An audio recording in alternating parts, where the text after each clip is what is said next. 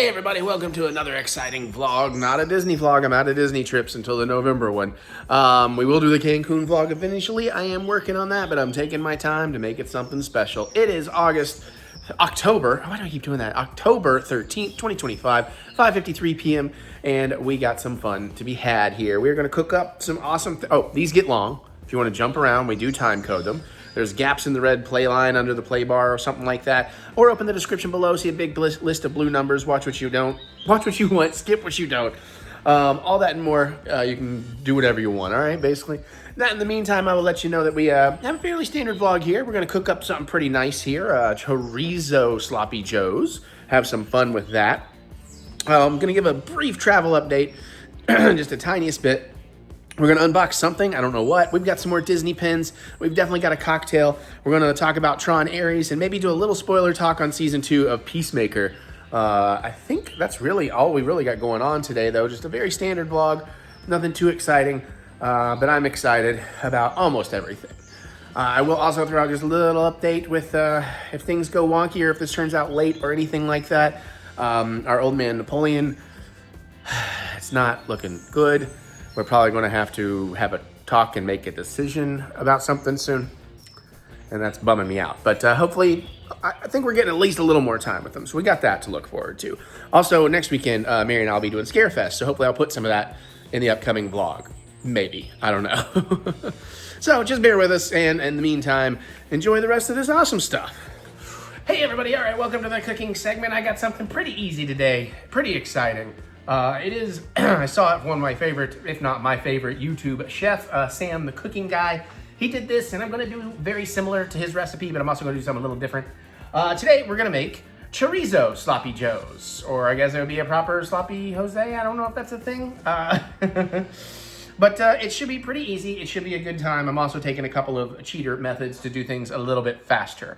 So, basically, he's going to mix up some chorizo and some onion, a little chili powder, a little Worcestershire, maybe a touch of ketchup, and I think there might be something else in there. Just do that down until you have your Sloppy Joe, and he puts that on a bun, and then he broils a little pepper jack cheese over it. We can pretty much do all that, but what we're also gonna do, because I do like some veggie crunch in my Sloppy Joe, is I'm gonna take a bunch of bell pepper, dice that up, you know, not super fine, a little chunky, and we're gonna grill that in its own pan. Then I'm gonna put that on the bottom bun, put the Sloppy Joe over it, melt some pepper jack, maybe garnish with a little bit of cilantro. You don't have to. I also have these incredibly spicy pickled peppers from Mary's garden I made that maybe we'll try, but I mean, I'm talking even the serrano is like really hard to eat.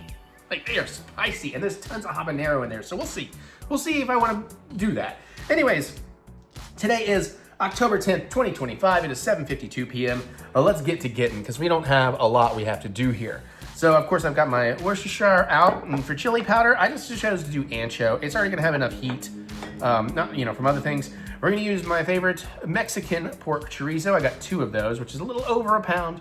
I got some ketchup out, I got some tomato sauce out, I got these bell peppers, and I got an already diced sweet yellow onion. So we're gonna just throw most of that in there and just call it a day. That's where I'm cheating. I've also got a wine glass. We got buns on standbys. I haven't pulled out the pepper jack cheese or the cilantro. We'll see how all that goes.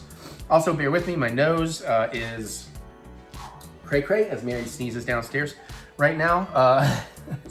Allergies. Yesterday I was stopped up something fierce. Today I'm draining like crazy and I'm not loving it. Okay, that's said and done. Let me get a little plate to put my diced peppers on. Let's do a little bowl. I'm not gonna make a lot because I'm just gonna make enough for a couple of, I don't know how much we'll make here. But we definitely want some variance in color and texture. Let's double that up.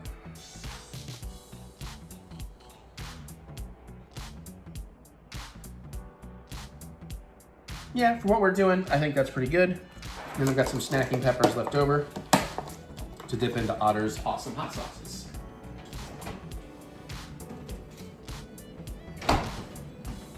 Okay, so I'm gonna take some stuff out of here I don't want. This is not the safest way to do this, but it'll work for me. I'm just gonna be very delicate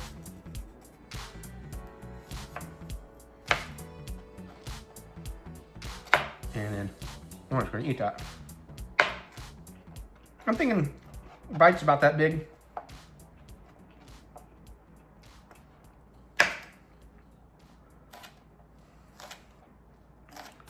I'm gonna split all those, except for that guy. Maybe that guy. That was not a good even split.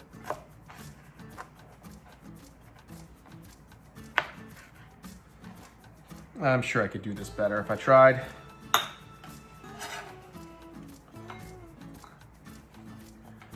Also, I'm getting started pretty late and I'm hungry, like the wolf.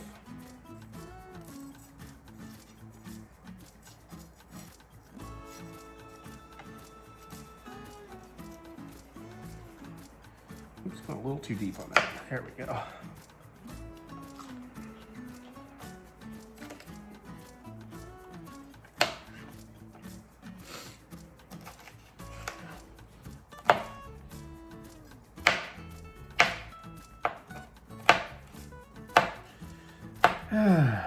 So, you know, the soft YouTube retirement's coming up next year. I won't have food videos for a while, but I'm sure I'll be doing something food related again eventually. But what's kind of nice is I figured out how many episodes, I need to get rid of my ring right now, it's getting close to getting, I figured out how many episodes I need to cook for, and I've got a list of dishes, plus a couple alternates. And now today, I got a Disney cookbook that has some incredible recipes in it. And I'm like, well, maybe I need to change that. But anyways, it's kind of nice to have some idea of what I'm actually planning to be doing here in the future. So I don't have to be panicking and I can actually kind of get ahead on some of it.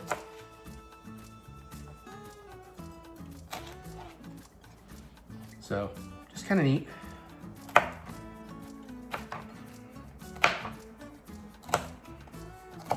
And I'm debating on if I should be telling you stuff because it may change. You may get excited about something. So I shouldn't. Because then again, like I said, I may change my mind, and then you heard I was going to do a dish and I never do it, and then you're like, damn it. I'm like, yeah, fair.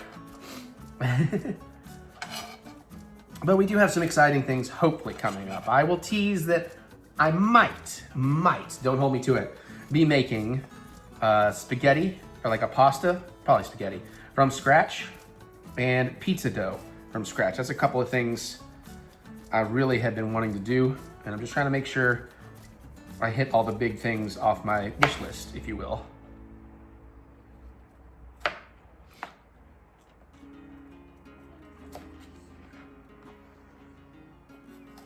By the way, everything we're doing right now, this is the longest part. Especially because I'm going kind of slow and taking my time here.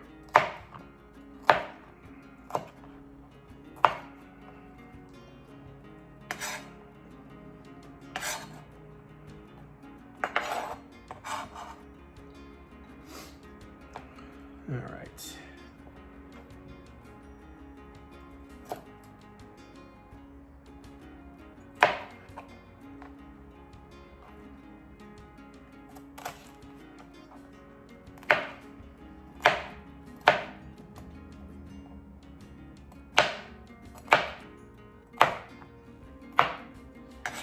Cool. And I'm going to grow on here.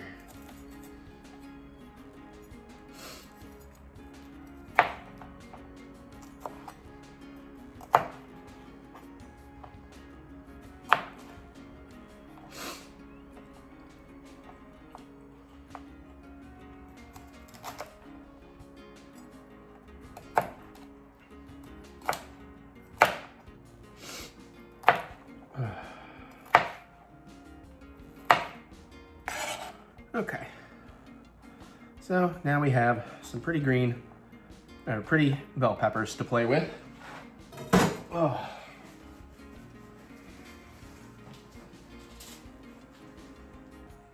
And now we can get into using the recipe, which is quite easy to do. Oh man. Whew. All right. I'm gonna set my bell peppers off to the side. We'll get those cooking up as soon as we get the chorizo cooking up.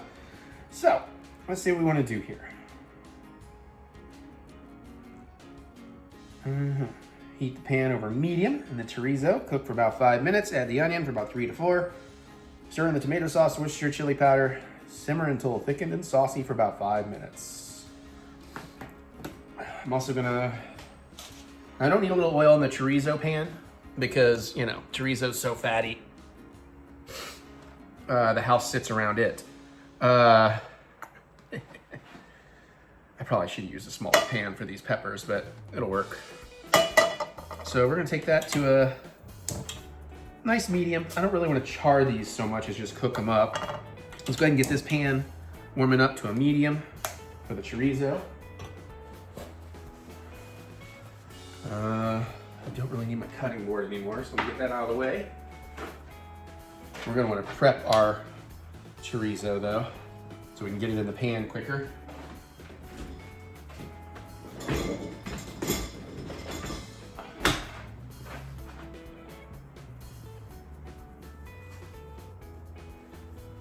Okay. So let me get a plate to prep that on.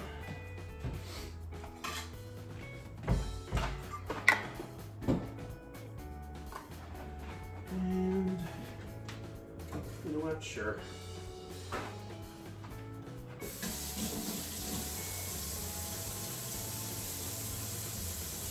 Now I could cook these bell peppers just into the mixture, but too late. We already got a plate out. And maybe this wasn't the best choice. Maybe I do need that serrated knife.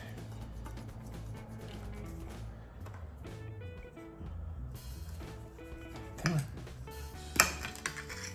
Oh, there we go. Alrighty. And I just like to get as much of this out as I can. Now it calls for a pound. Each of these are 9 ounces. So we're gonna have a little extra chorizo in here. This is not rocket science, it's fine. So I'm kind of twisting and pinching just to get all the chorizo out as best I can. And by the time we get this out, the pan will be about ready to roll. I should probably put on a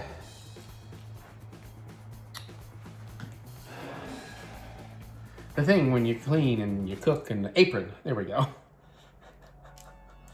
Words. I'm good at words. Okay. Oh, I love this stuff, man. I haven't had this in a while. One day I will figure out a good blend of my own.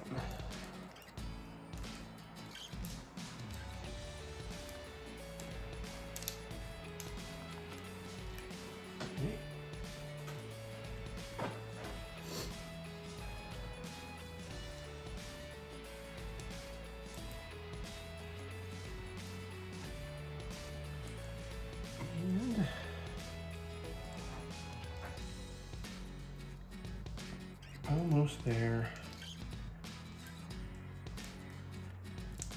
All right. Our friend Tina is over helping Mary bathe our poor old man Napoleon. I don't know how long Napoleon's got left, y'all. It's pretty sad. But I'm just trying to focus on what time we have left and, you know, enjoy what we can. But it's also a lot more work lately taking care of them.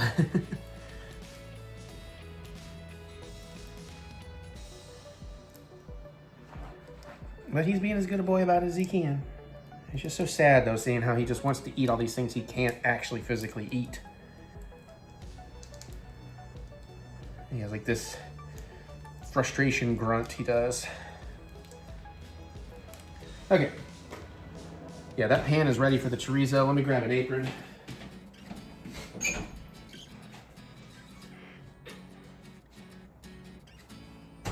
I don't want to dirty up. Probably won't really see it. My sweet new Food and Wine Festival jersey. I am happy that Jersey season is here. All right, what do I want to use to break that up with? Oh, let's use the... Yeah, where is that thing? Oh, I think I put it down here. Ha. Let's do... the peppers. I probably should have mise en place my other stuff, but oh gosh. Use our meat breaker upper here.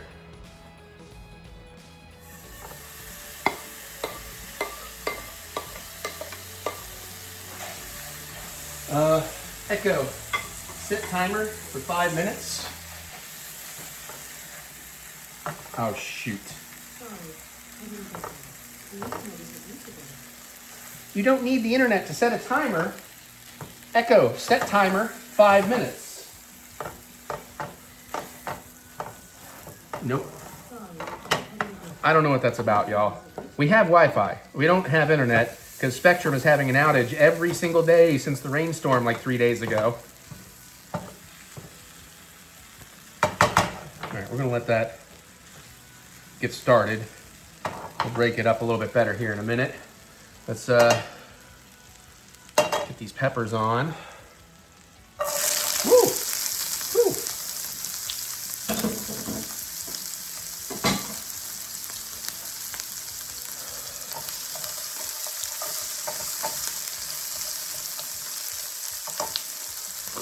Get some salt on those just to release some of the moisture. Maybe a little bit more than that.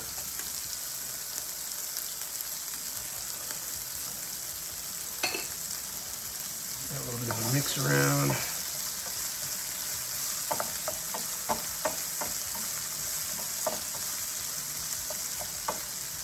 All right. We'll just let those do their work.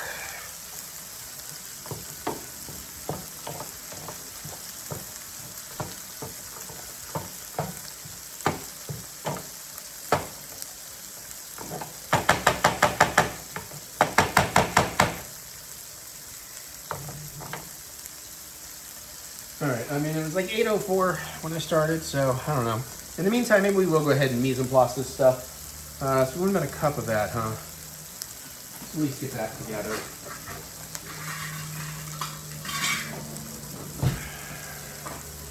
And so you actually have to open this tomato sauce.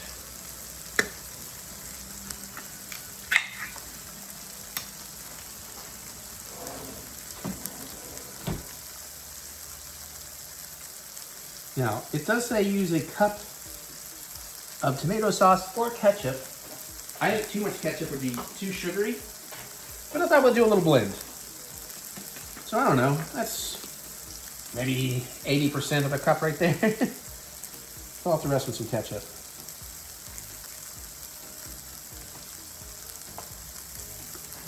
I like it.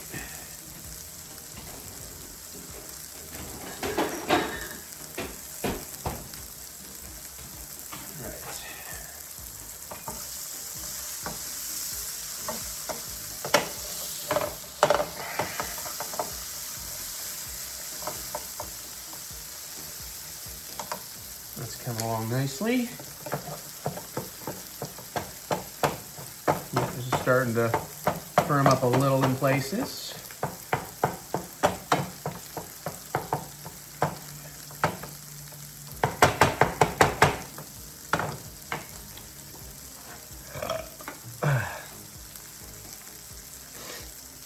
Get this ready. Yeah, he said a small onion. This is yellow onion, so that's what I'm going to work with. But we still have like 2 or 3 minutes before we want to get the onion in.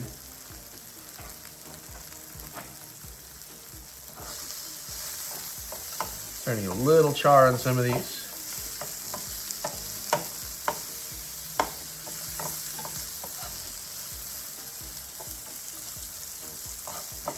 The chorizo's smelling good though.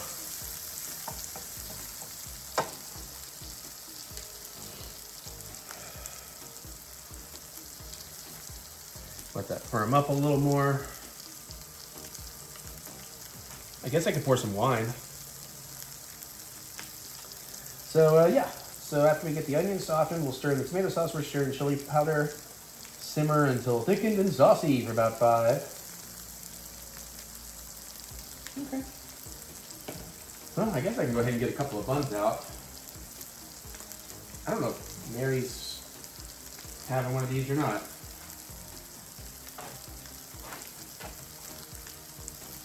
Well, I'll make one. If she doesn't have it, I can heat it up later. So I got some just basic hamburger buns. Sunny buns, which I like to buy. Not because they're the best, but because it reminds me of my mom's tanning salon she owned and ran for like about a year.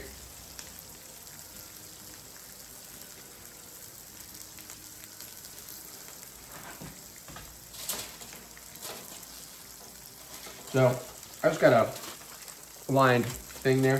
That's when the time comes. We can build this up. Okay, it's been about 5 minutes on those. Let me put these away. We'll come back and see if we can get some onion in yet.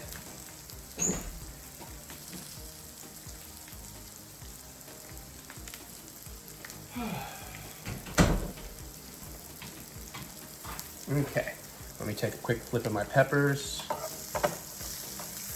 Okay, those are, I'm gonna take that heat down.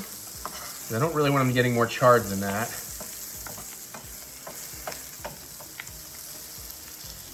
But I still want them to soften a little bit more. Nothing crazy. I think those are about done. I probably shouldn't have put them on so soon. Okay, so this is starting to take some shape here. So I don't probably need to use all of this onion, but let's, I don't know, just eyeball it, I guess.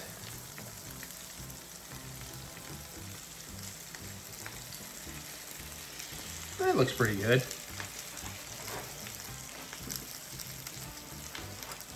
And let's just incorporate that. Might have used a little too much.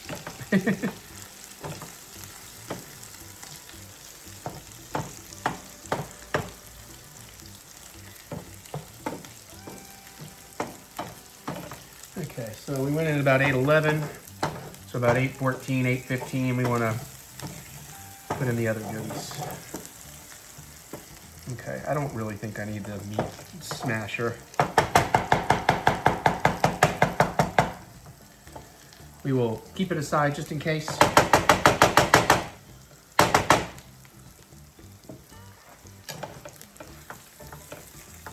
We got some hand bonding happening over here.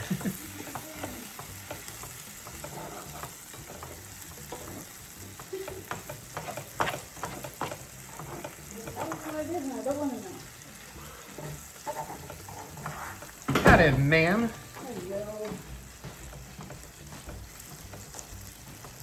Nice. That's coming together pretty good.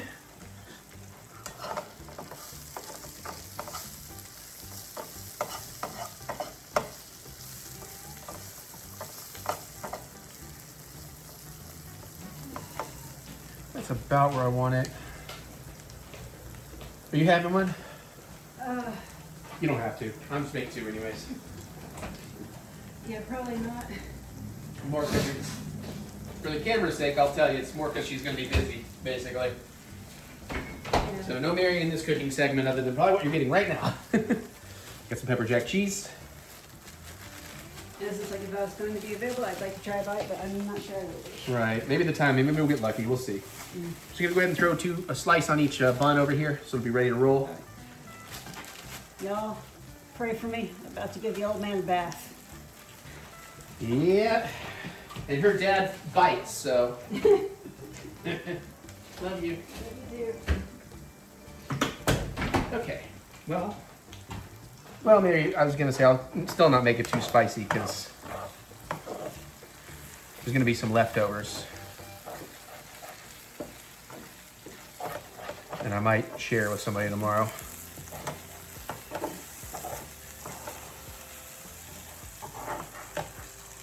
Yeah, this is coming together nicely.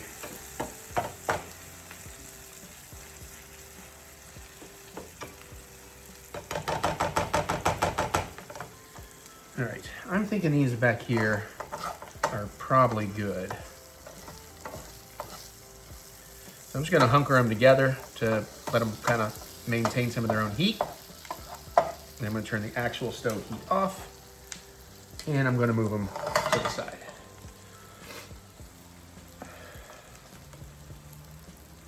And we're just gonna let that go a little bit longer. I guess I can put these onions back away now.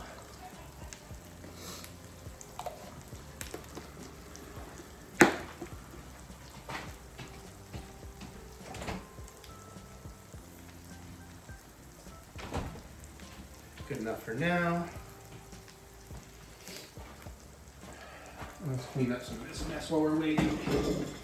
Oh shoot, that tomato sauce did drain down the way I didn't mean it want it to.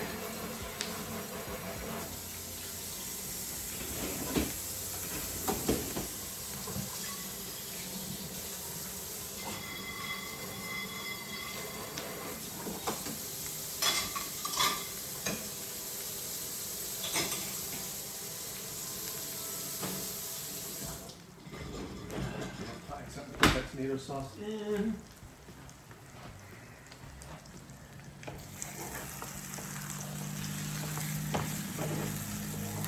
Smells good.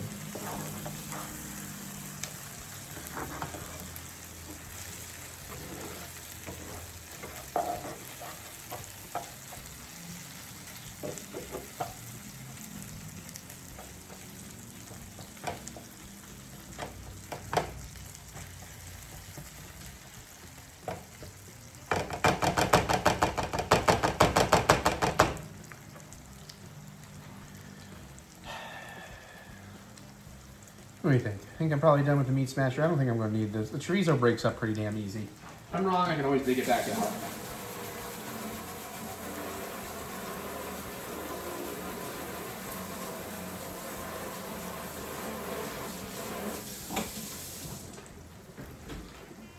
Alright, it's almost time to get our sauces working in here.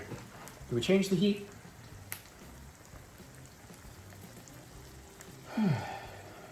It just says simmer. Okay, that's been about 4 minutes or so. Yeah, onions are fairly soft in there. They'll soften some more as we go along.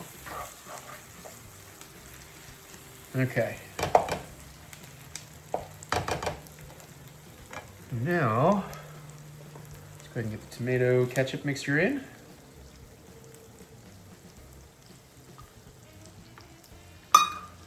Let's get our tablespoon of ancho chili powder. Oh, come on, no. Fine. I got this one specifically because I thought it would fit.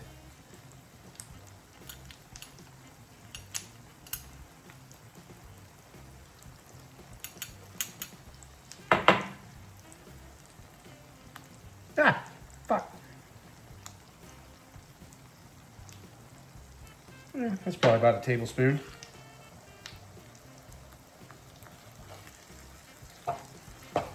Oh, shit. My pan is a little small.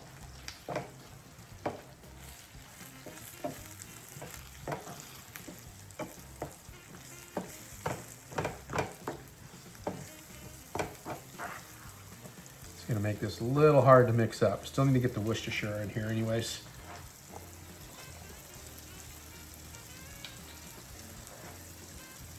Probably just need to bring the heat down some too, because that's definitely more than a simmer.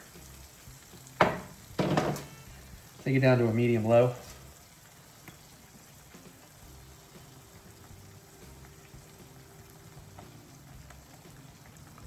Okay.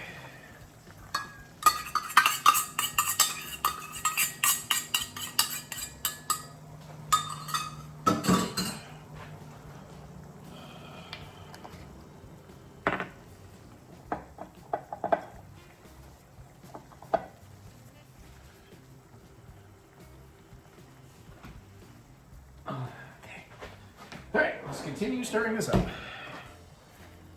And then what? We're about 8:18 here. You can see the color and sauciness is already changing a bit. I want to go start my stove broiling so it'll be warm for me. This does need to thicken a bit. Bring that heat back up to medium. We're losing a lot of heat all of a sudden.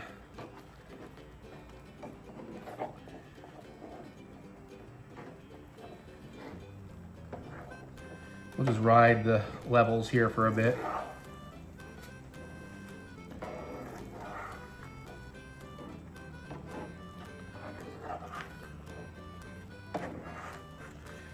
I do need this chorizo to cook up more.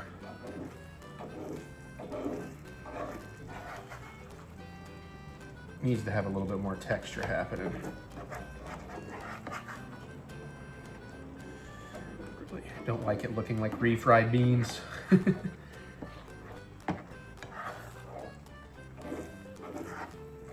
Okay, I think we've got it fairly well blended.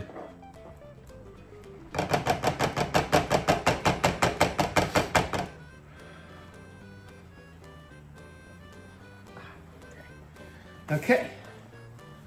Ooh, that sucker's gonna like pop, isn't it? Okay, broil it, right. Okay, oven is clear. Broil. Start. Thank you. All right. So, we don't have a timer, but that's okay, because I'm just trying to eyeball this now. We'll give it a stir here or there, and that should do the trick.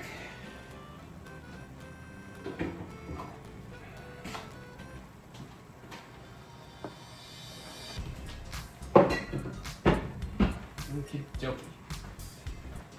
Oh, at this point, I might as well wait before I drink wine, but I kind of want to have wine, because what else am I going to do for a minute? Oh, I'm going to put away the tomato sauce. That's what I'm going to do. You had something I wanted to do. That's more shallow than that. In the shallows. No, all my shallow ones are in use.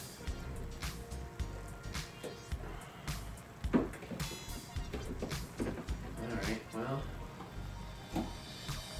Better than nothing, I suppose.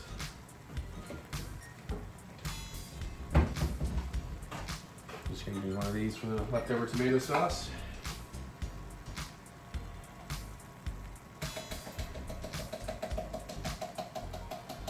And yet somehow made a big old mess for myself just now. I'm good at that. Very good at creating messes.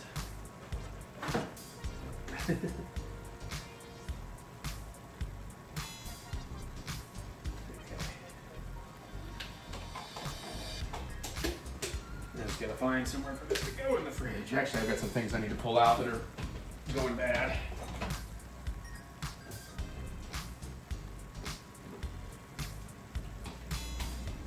Ironically, some of it is tomato sauce. All right, let's take a look at what we're working with here. Okay, that is starting to come together better.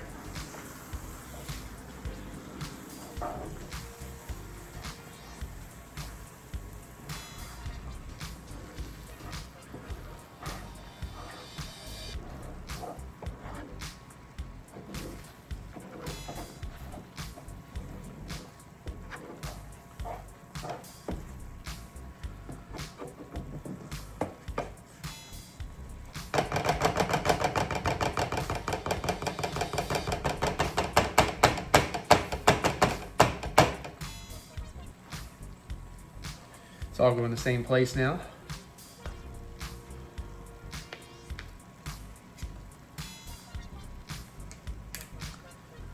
Yeah, we'll let that go a little longer for sure.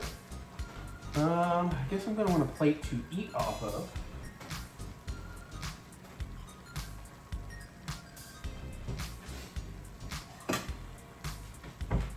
As the time comes. Okay. Looks like we are sitting fairly pretty now. Maybe another minute or two here, hopefully we'll have it. It definitely, the chorizo itself still looks kind of soupy. I usually cook mine very well, I guess.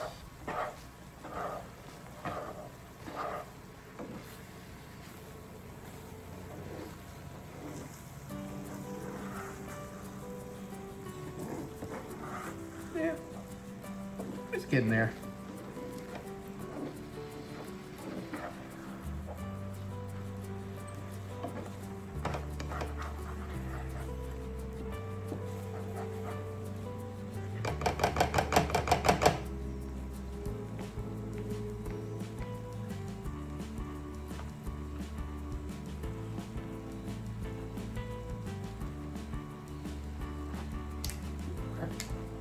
Prep baskets. All right, yeah, that's just about where it needs to be, I think. Well, in that case, why don't we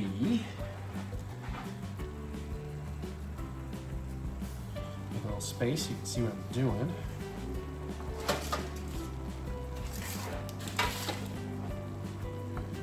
Now let's go ahead and get these peppers out.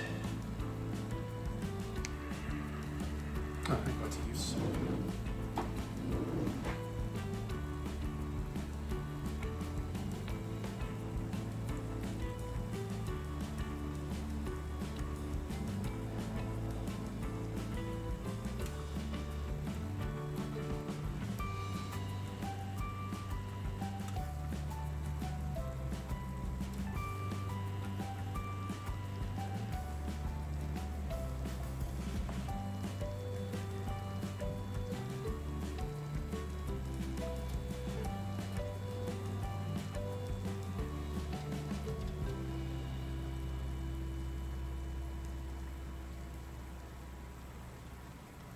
Okay, so it was pretty much just right for 2. Which is what I was aiming for.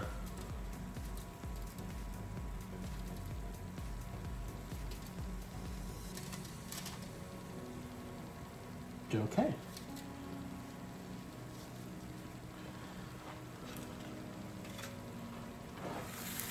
Ah, yeah, there we go.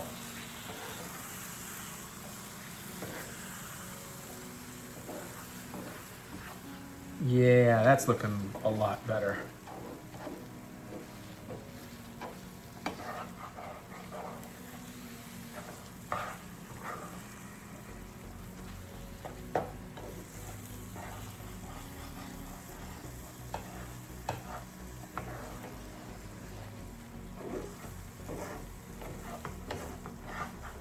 Yeah, I'd say that's probably just about where we want it. Still kind of loose, but not. Yep, and there's texture in there.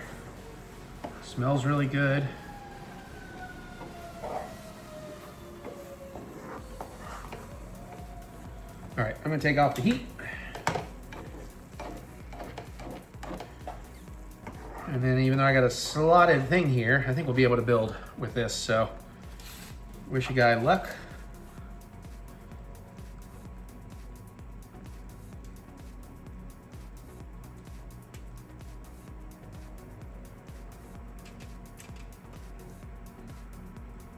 A little bit more on there.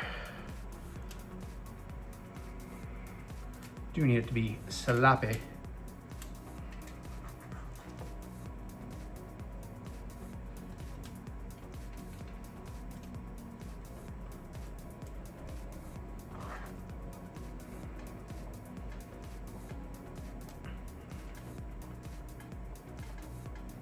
Maybe just a tiny bit more on there.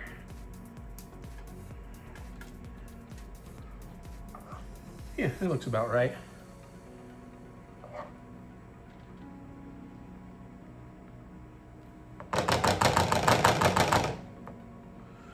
Okay, oh, there's that missing pepper. I'll just eat it. That's good. Okay, pepper jack on. Pepper jack on.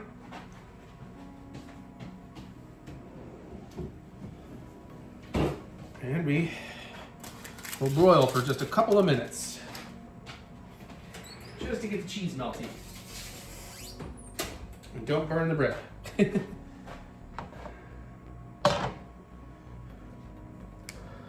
Okay. Well, we'll be pulling this out in just a minute.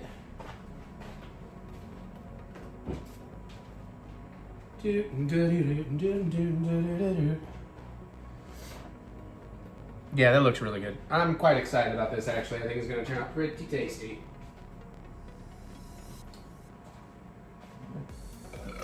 Burp.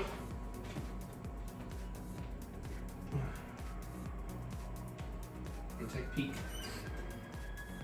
That looks good, actually.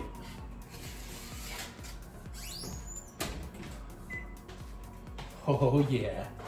Looky there. All right, well, let's get some close-up work. Gotta remember this tray is hot. It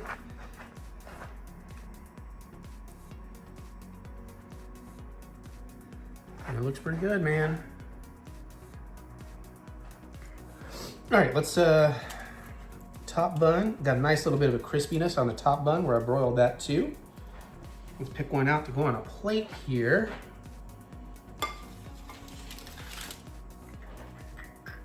Which one's gonna look better? This guy, I think, but there's so much of the sloppies outside of it.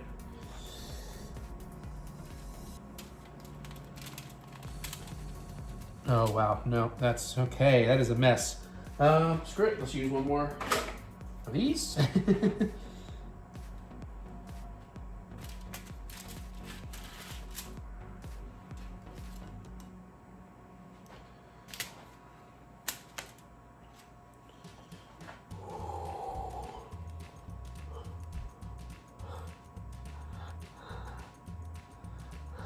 Thumbnail, baby. Oh, man, that's just melting though. It's kind of like melt, you know, it is very sloppy. Let's just say that.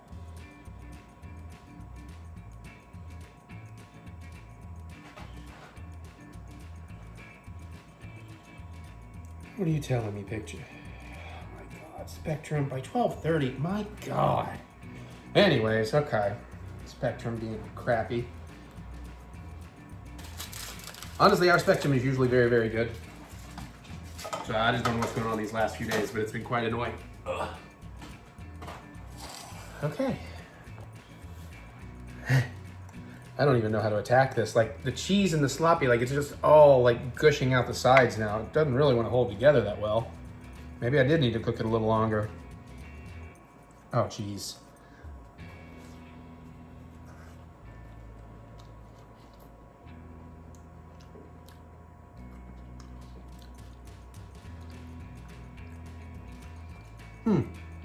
Okay.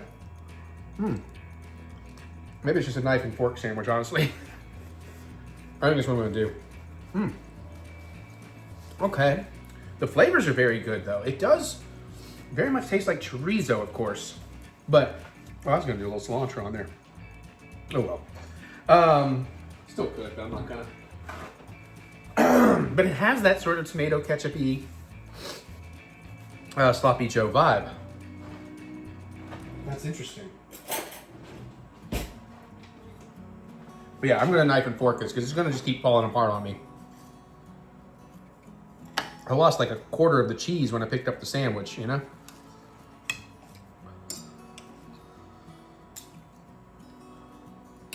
And I like the bite of the peppers down there.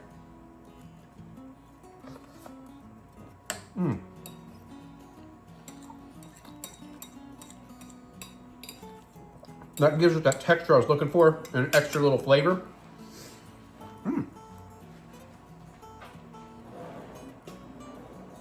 I like this quite a bit, actually. Pretty easy to make. Definitely got a little heat.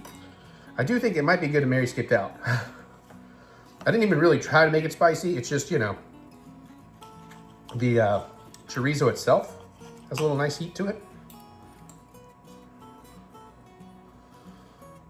Let's keep another bite here. Maybe the pepper jack has a little. Yeah, I can see this. Like some pickled jalapenos on there too. Which I guess technically I could do. But honestly, I like this heat level. It's not like killer, but there's definitely a little heat going on.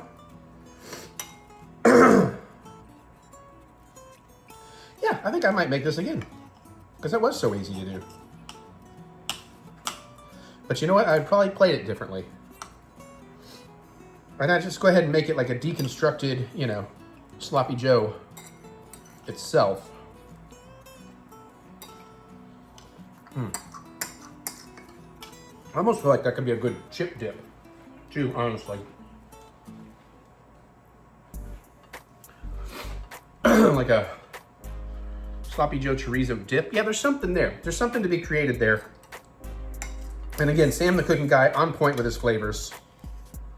His palate must match mine very closely. because I have never made anything of his I haven't absolutely loved. This might be the furthest from something I absolutely love, but I like this a hell of a lot. And it's definitely growing on me.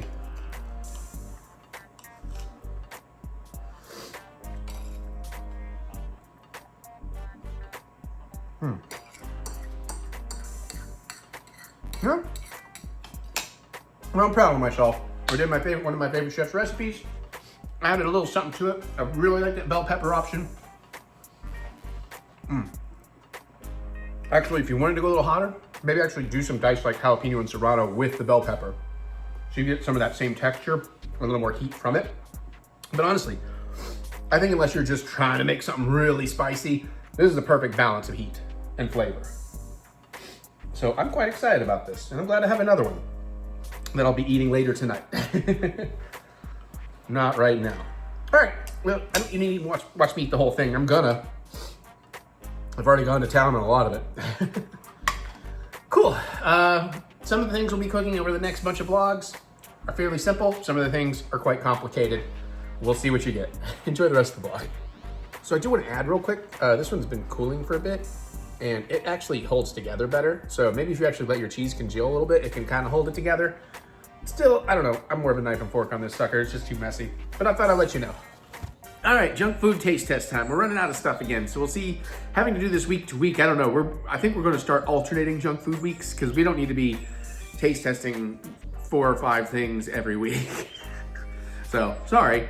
Maybe we'll just do like one thing on the off week or something. I don't know. We'll see how it goes. But today we do have another of the newer Pringles. As much as I love the smoky bacon, I'm excited to see the smoky mesquite BBQ. Are you sure it's actually new? This isn't okay. I feel like that's something they've done before. Probably not a mesquite. What's the smoky? It's probably done mesquite barbecue. It's the addition of smoke. Because we had the smoky bacon, smoky mesquite. So we're in our smoke era. No, I'm not gonna make those jokes. They're illegal. I could hear them. Ooh, that does smell like smoky mesquite barbecue. I guess, yeah. And you definitely see some seasoning on these moles. I thought it was reassuring we can actually see the seasoning.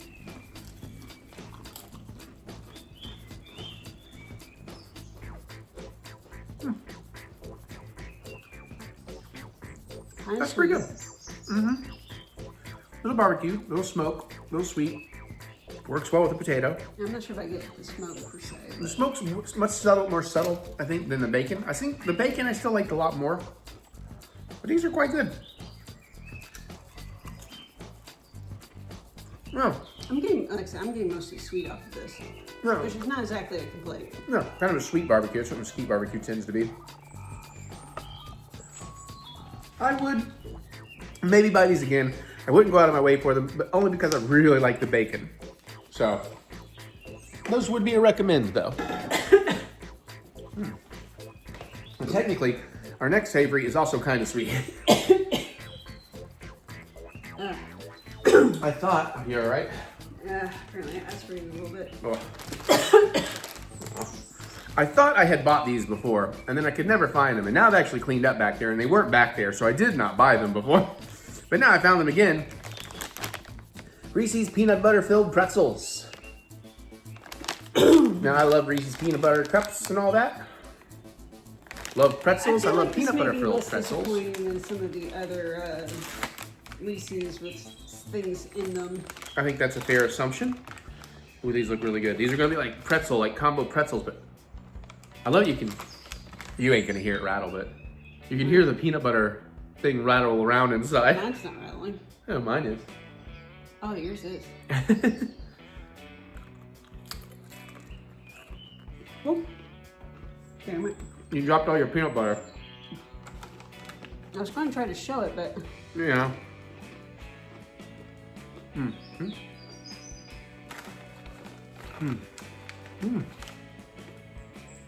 Yeah, that's pretty darn good.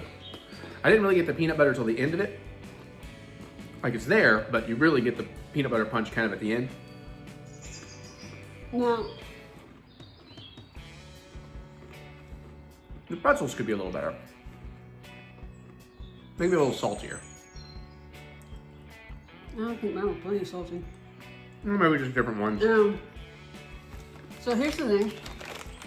I've had peanut butter filled pretzels before. Mm-hmm. There's nothing about these that scream Reese's to me. Maybe just a tiny bit sweeter than usual. Maybe. It's been a while since I've had other ones. Yeah. I mean, they're not bad, but... Yeah, I'm with her. These are good, but they're not like, oh my God, our minds are blown. But I could definitely see, like, if you're watching a ball game or something, you're drinking some beers, you're not paying attention, you could probably polish a whole bag in one setting accidentally. Which you don't want to do, because 7 pieces is 130 calories. A whole bag is 9 servings. That's a lot of calories. That is a lot of calories. But pretty tasty. Not something I buy often because they tend to be very dense. Now we are kind of eating light because the next thing I was actually going to try and save for later. You know what? We are going to save it for later. I tell you what. We're just going to save those because I want to do those maybe closer to Halloween, I think. We'll just do this. So it's just 1 candy, 2 savories, 1 candy. We're just trying to, trying to bring it down a little bit. Be smart. Basically because right now with Monopoly, there's a lot more McDonald's going on than there should be. Although usually I eat reasonable at McDonald's and I lose weight. Today is the day I went hard on chicken nuggets, or McNuggets. Chicken nuggets? Yeah. Well, they're McNuggets. They're not chicken nuggets. Oh, yeah. I don't even think they call them chicken McNuggets anymore, do they? I'm not sure. I'm not sure either. All right, we've been sitting on these for a little bit. Speaking of Reese's and Halloween candy, we're finally going to try the Wolf Tracks. I don't have massive high hopes for this. It's just vanilla cream on top. Yeah. It's the only difference. But it's the Reese cup we haven't tried. I do still like the Oreo ones. That's all notch right there. Yeah. Yeah, I'm actually eating all the Oreo ones.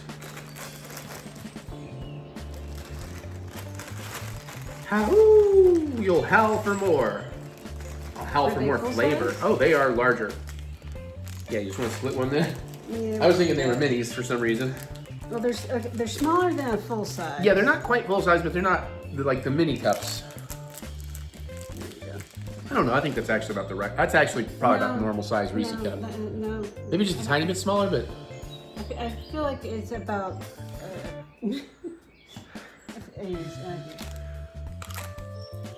tastes like tinfoil.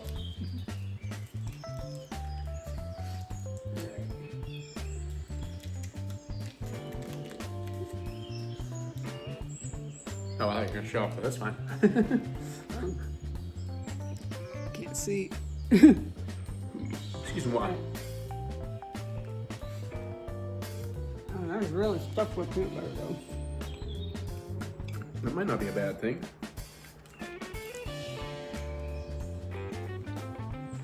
Oh, it is really stuffed with peanut butter. That's a lot more peanut butter than usual. When did you get that little vanilla up front?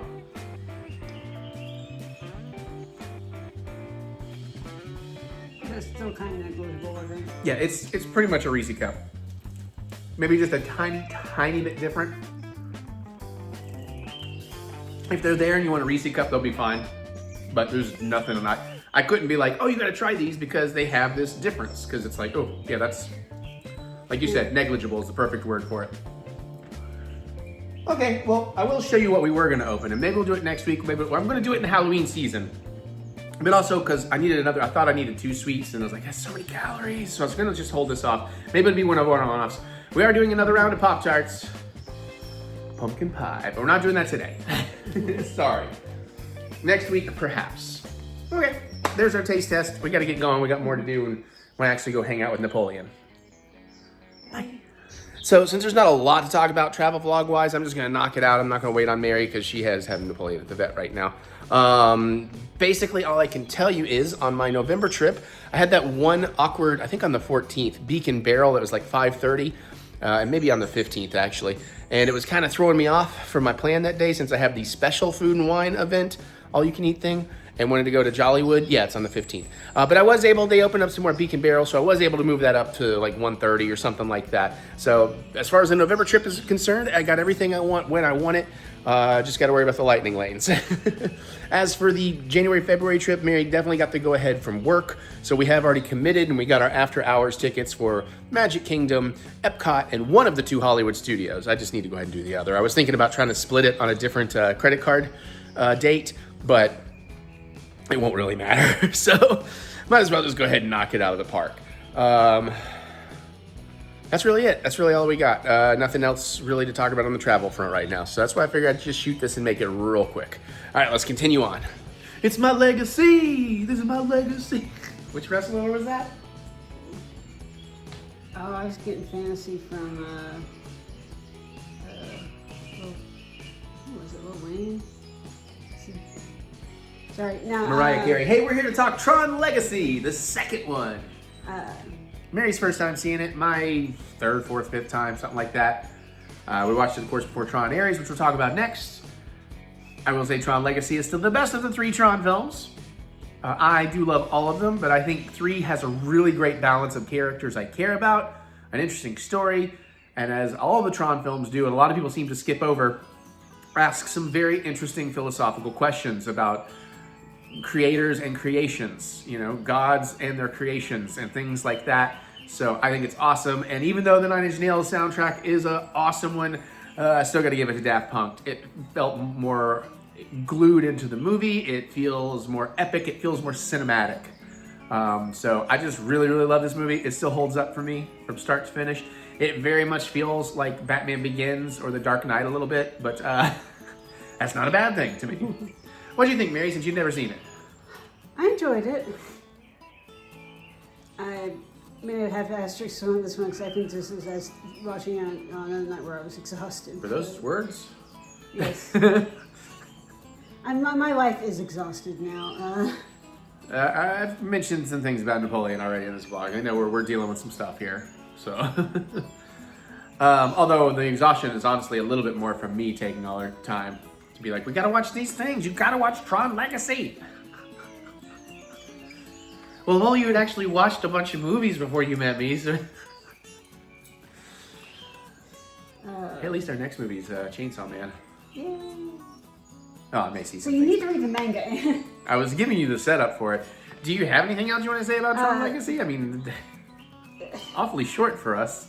Honestly, I'm sitting here going like, what do I remember about this movie? Well, you can tell them about the Clue and the digital recreation. This is spoilers. Oh. We're just gonna do spoilers because this movie's been out. Oh yeah, the de-aged Bo Bridges? Jeff Bridges. Jeff Bridges.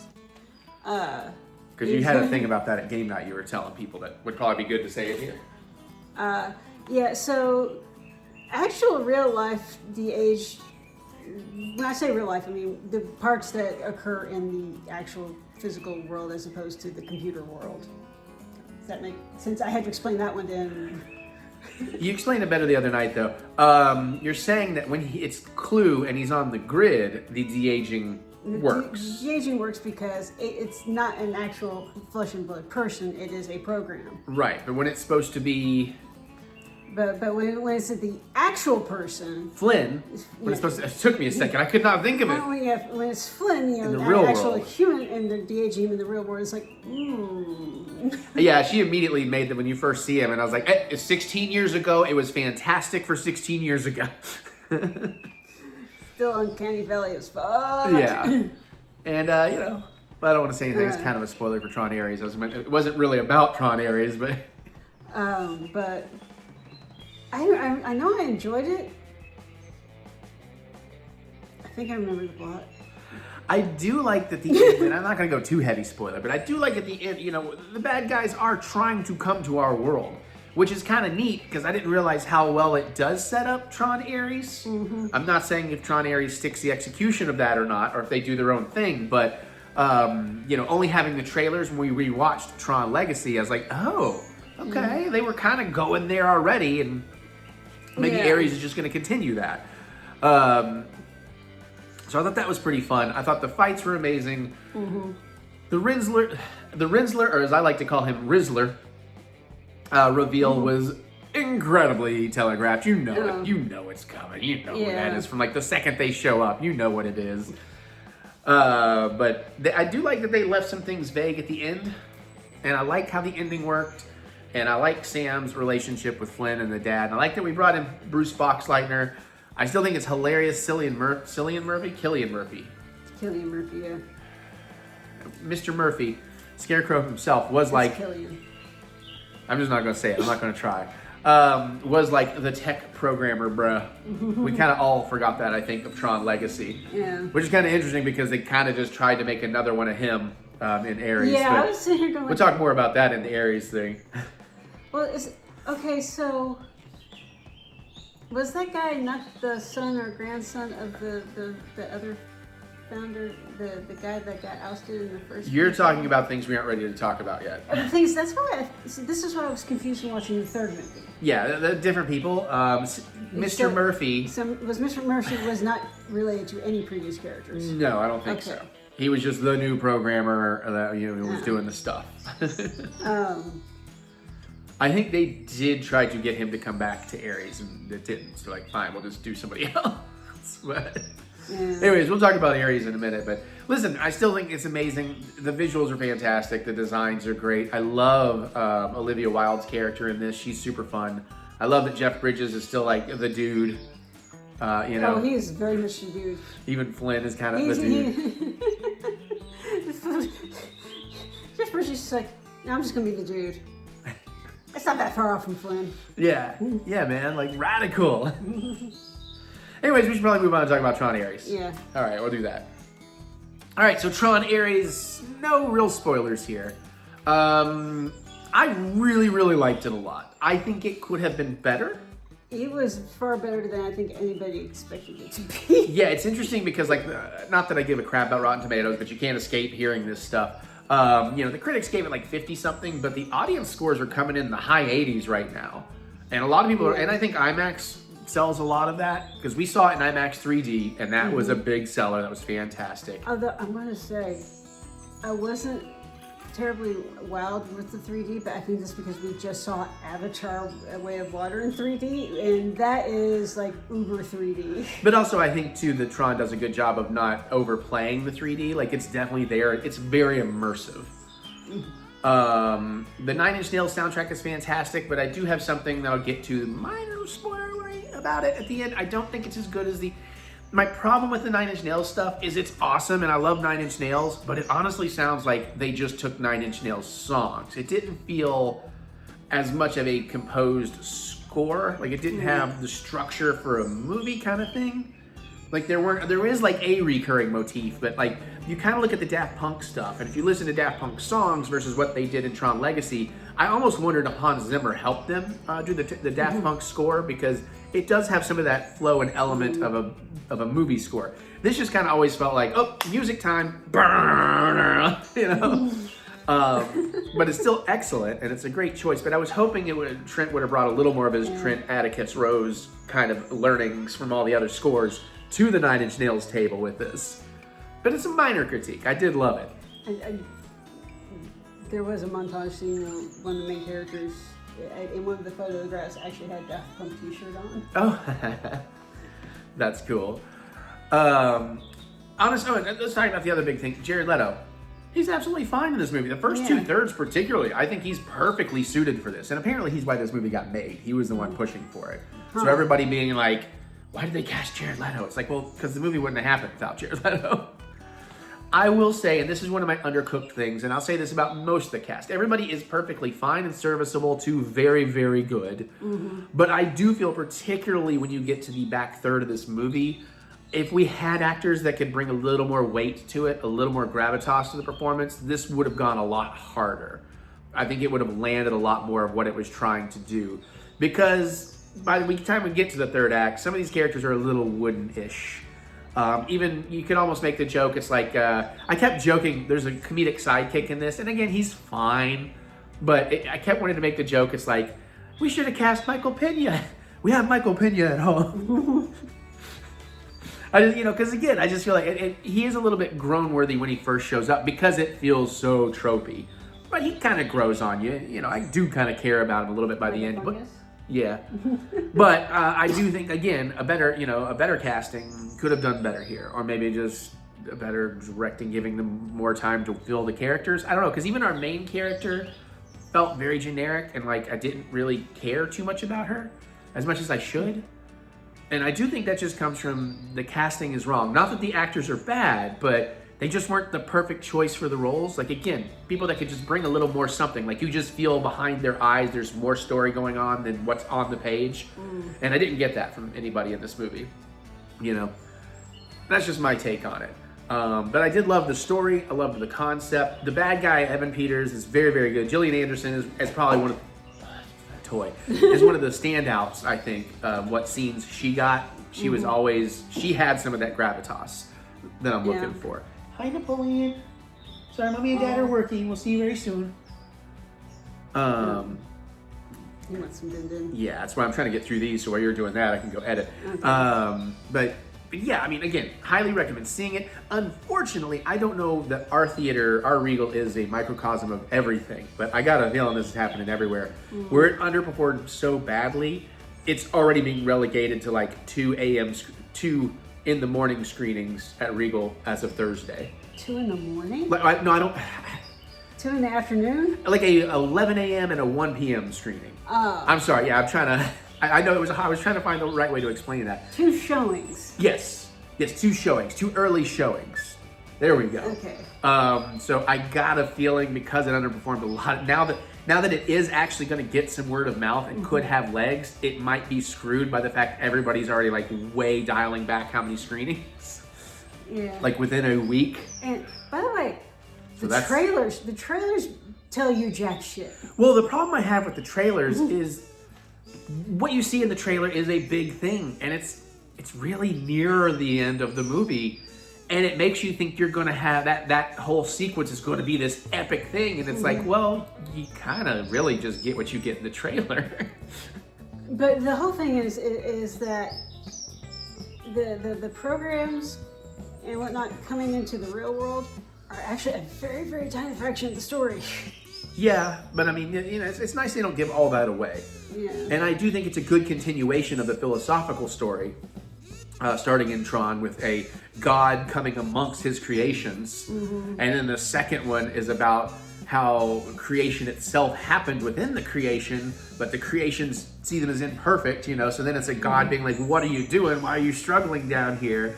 And now we have the third one where that sentient has grown further into something, and it's a god, a creation finding its way into God's world and finding itself. And like, if you really want to get into it, it asks a lot of interesting philosophical concepts, questions, and things that you can really, you know, put on the soundtrack. And if you're where it's legal, toke a little and have some real fun, deep conversations. So I do like that they. I'm gonna say, this is probably my favorite. But there's my also because this is one I was actually awake for. That's fair enough. That's fair. Not related to the movie, by the way. End credits are happening. I'm vibing out. I'm trying to listen to the Nine Inch Nails soundtrack, and very politely, there were these guys a couple seats down, digging through the seats because they'd lost something. They found it, and then Mary had said something to him or something, and he's like, "Oh, just so you know, there's not an end credit scene. You don't have to stay." And I'm like, because they were just getting talky, trying to like talk to Mary because she had tried to be like, "You need a light" or whatever you said. Oh, I told him how to open up the back of the seat so they could actually get into it. And then he thanked you or something, and then that's why he said, and Mary told him because she knew I was getting a little frustrated, like, dude, shut up, I don't care, I'm trying to. He's like, he just wants to hear the music, because like it's a new Nine Inch Nails album, dude. There's a good reason to sit around and listen. I mean, I do that anyways, but again, minor nitpick. And the guy was very polite. He wasn't doing it out of any spite or jerkiness, but it was like, come on, guy, like. But yeah, there's nothing past the mid-credit scene. Yeah. So if you need to go to the bathroom, go. Yeah. Yeah. And I do think maybe the movie suffers from its own concept. This one particular a little bit. I mean, it had to be about them coming to our world. That made sense. But it's almost like maybe they spent a little too much of the movie in our world and not enough on the grid and having the story really taking place in the grids. And I do love that early on they set up there are different grids. You know, it's like different companies and different programs. Yeah. And I think that was pretty cool. Because I thought it was very interesting that in the trailers you only saw red programs. You never saw any blue programs. Or other color, yeah. So there is one trailer that gives some things away, and now everybody's spoiling everything. But I wish I hadn't known about a certain thing because it was really cool. I didn't. Yeah, it was cool. Yeah, and I was still grinning like a madman when we did this. I was like, yes, this looks awesome. Mm-hmm. Now I do want to say one thing musically that is minor spoilers. It is about Jared Leto's character and him having his own thoughts. And twice in the movie, he mentions having a favorite band. Mm-hmm. And I'm going to tell you who this band is and where they messed up on the music. He mentions his band twice. They never actually play anything. There's no needle drops. It's all 9 Inch Nails. But it occurred to me that, and the band is, if you don't want to know, skip now. The band was Depeche Mode. I think there was a Depeche Mode song playing on the radio when he first mentioned it. Maybe, but it's not like featured in the soundtrack. But anyways, the point I'm trying to get to, because others have pointed that out too, that it felt weird to have it be that big a plot point and not get played. Yeah. They did My Own Personal Jesus, right? If I'm not mistaken. How fucking cool would a 9 Inch Nails cover of My Own Personal Jesus be? And how cool would it have made sense with the lyrics and the concept of that song in this Tron movie? So I was like, you kind of missed a good... So that's why I say for me, this whole movie, it needed, like, everything needed one more pass.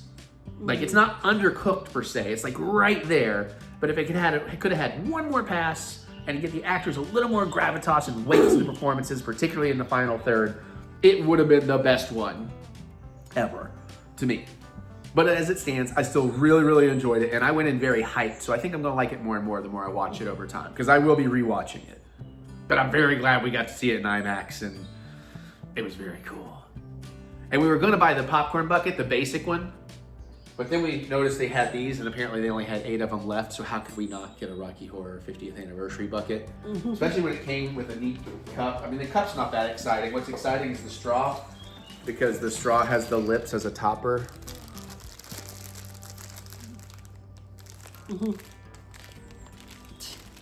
Three-way kiss. Anyways, you got anything else to say about Tron? What have you been doing with that? That's sticky. I'm kidding. Nah, I think we're good. Okay, let's talk about The Maker. All right, we're gonna do a short and spoiler-filled. We're not gonna do non-spoilers. You may want to skip this segment if you haven't watched it. We're gonna talk about Peacemaker Season 2. So you've got plenty of warning that we are going to do spoilers on this. And we're not going to go through everything. We're not going to talk about the whole season. I'm just going to talk about in general and where we left off and theories I'm excited for moving forward. Okay. And complain about how many people seem to be watching this out their ass or got way too caught up in their own expectations and desires instead of letting the show be what it's trying to be. And how so many people completely misinterpreted and misconstrued something James Gunn said that led to them having much higher expectations than they should have. Okay. So, spoilers, there you go. Spoiler warning. First, I fucking loved every second of this. The character work in this is phenomenal. By the time you get to episode 7, and spoilers, we're already in Earth X, and it turns out Dad is not a Nazi in this thing, and then Vigilante kills him brutally right in front of Peacemaker, and then now all his friends are trying to kill his brother in front of him to have his brother die twice. That moment when he just breaks, when he just yells, Peacemaker, give John Cena a fucking Emmy. Like, he really delivered in this season. Question. Do you think a superhero show has any Emmy hopes? Yeah, I mean, listen, if Star Wars, I mean, Andor is a whole other beast, but I mean, if Star Wars can start getting Emmys, superhero shows can start getting Emmys. Especially stuff. Did Penguin get nominated for anything? I think it might have been nominated for some stuff. Okay. But anyway, so I loved that. I love these characters. I didn't mind that there wasn't a lot of superhero shenanigans. So then let's get to what is your just overall thoughts, and then I'll talk a little about the ending. No, I really enjoyed it. Yeah, I think you were kind of on the same page with me. Yeah. Except I don't sing the theme song constantly. Oh, Julian. No. It's a hungry world. We're gonna eat you alive, son. Yeah, oh, Julian. When the fangs sink in, I'll stitch you, but then I gotta put you back in. Oh, something. I'm still learning parts. Hold on. And you'll be satisfied, 'cause there is always a wrong to your right. And there will always be a war somewhere to fight. And God, I know I've had some rough fucking years. Oh Lord. Oh Lord. Keep on keeping on. I won't do the la la la's, yeah, yes. That was awful. I sing it a lot better. This has been nonstop coming out of his mouth for like the last 2 weeks.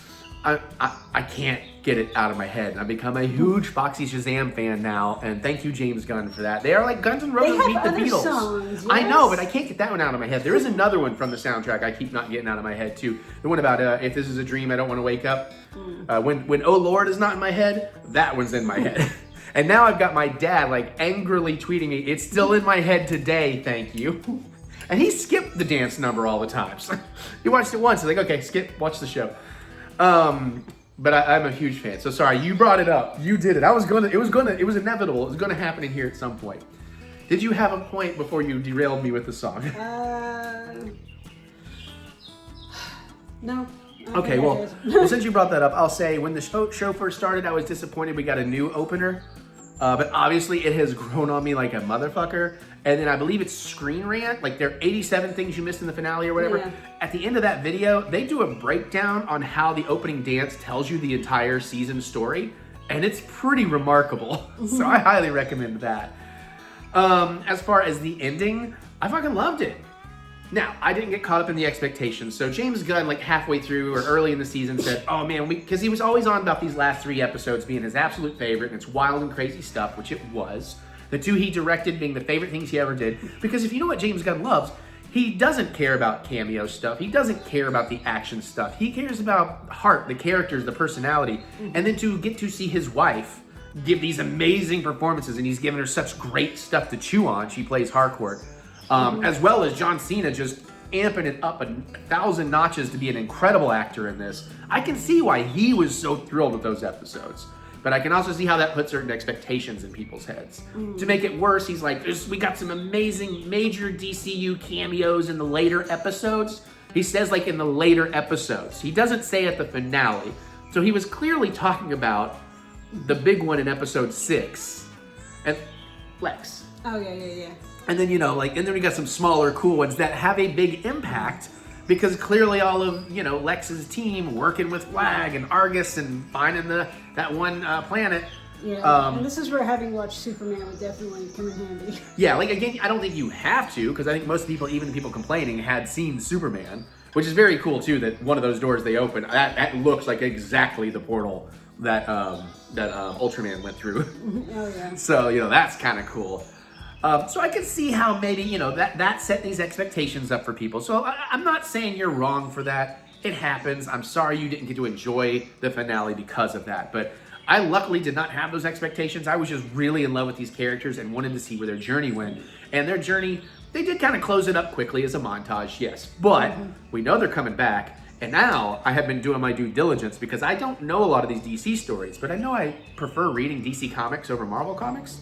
So I've signed up for DC Ultimate, and I'm going to be reading the Salvation Run and a bunch of other things, because I've already started to learn what's going on and what they're setting up with that planet they dropped Peacemaker on, and I am fucking excited. I see how this is setting up Man of Tomorrow so well now. So, I kind of feel the same way about reading comic books that movies are going to be based on, the same way I feel about reading books that movies are based on. I want to see the movie first, because every time I've read a book first and then would see the movie, I spend half the time going, why the fuck did you change that?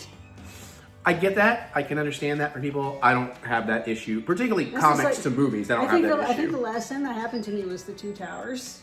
I just finished reading the book before I saw the movie, and I was going, what the fuck are there elves in Helm's Deep? They're supposed to be gone by now.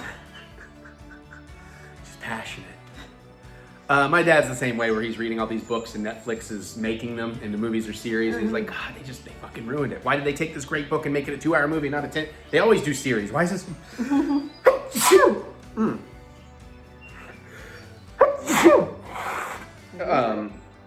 But with all that said and done, the thing is, but by not having read the comic books and everything, I can go into the series without expectations of X, Y, or Z should happen. well, I get that. Again, I get that for everybody else. For me, I don't have that issue here because I just want to have an idea. I know it's going to be different. It has to be different from the fact that even though Gunn is the way he's doing it is like it's an established universe, there could be all these characters out there, but he's still not going to throw like 18 character introductions at you one. So I know just in that things are going to change. The thing is, that's why I like the screen rants and the Nerdist or whatever, because it's like I can give a overview of, you know, it's just like, hey, this is what we think is going to happen. Right. Well, okay, that's nice. You think that's what's going to happen. I have no fucking clue. Yeah, and I get that. But for me, for some reason with comics, I don't mind trying to read out some comics and get an idea of what they're going to do. And then I kind of like to see what they kept, what they changed. Especially with James Gunn mostly in a lot of places staying so authentic to the comics. Or at least that's how I feel from Superman. Because I grew up reading like the same era of comics he did. So my interpretation of Superman is similar to his. And so like it felt like reading those comics, watching Superman. So I was thrilled, and I'm thrilled to see how we keep that going. And I've always, you know, I'm a big James Gunn fanboy. He just emotionally resonates with me. Again, different backgrounds or whatever, but we kind of came up around the same. He's a little bit older than me, but you know, kind of lived through a lot of the same stuff, the same pop culture, had a lot of the same interests, you know. So Uncle Lloyd shaped both of us to some degree or another. He shaped me like this. Or like this. I do have those photos. Okay. That's right, you still haven't seen Zeppo. No, I have not. Lloyd's been to my house. You know?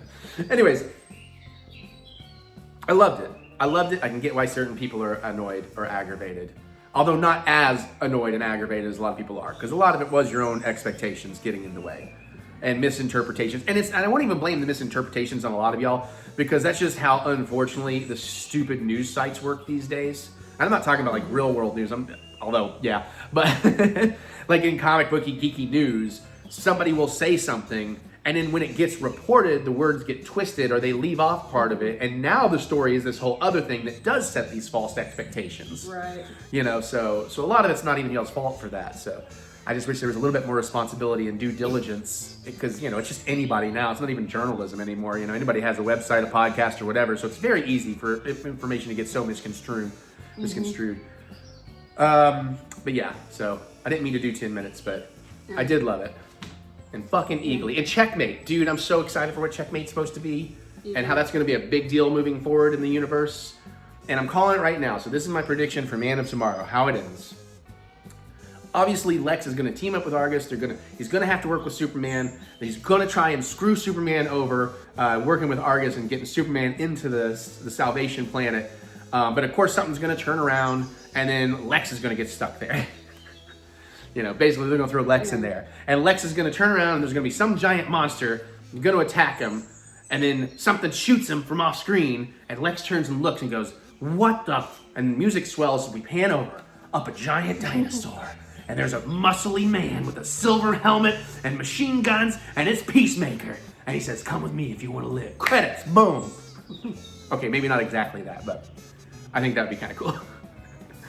I definitely get the feeling that we're going to have Peacemaker writing something. I hope so. It would be so cool. I guess he doesn't have his costume, though. No. But, see, maybe he turns into a new god. I saw somebody have that theory, since that planet might be, it's basically Darkseid's training grounds, you know, for things. Of course, The Sod runs it or something? also one of my thoughts that I had in terms of going like, Salvation is going to be a more humane way of imprisoning our metas, because let's face it, Theoretically. Arkham and Bell Reeve aren't cutting it.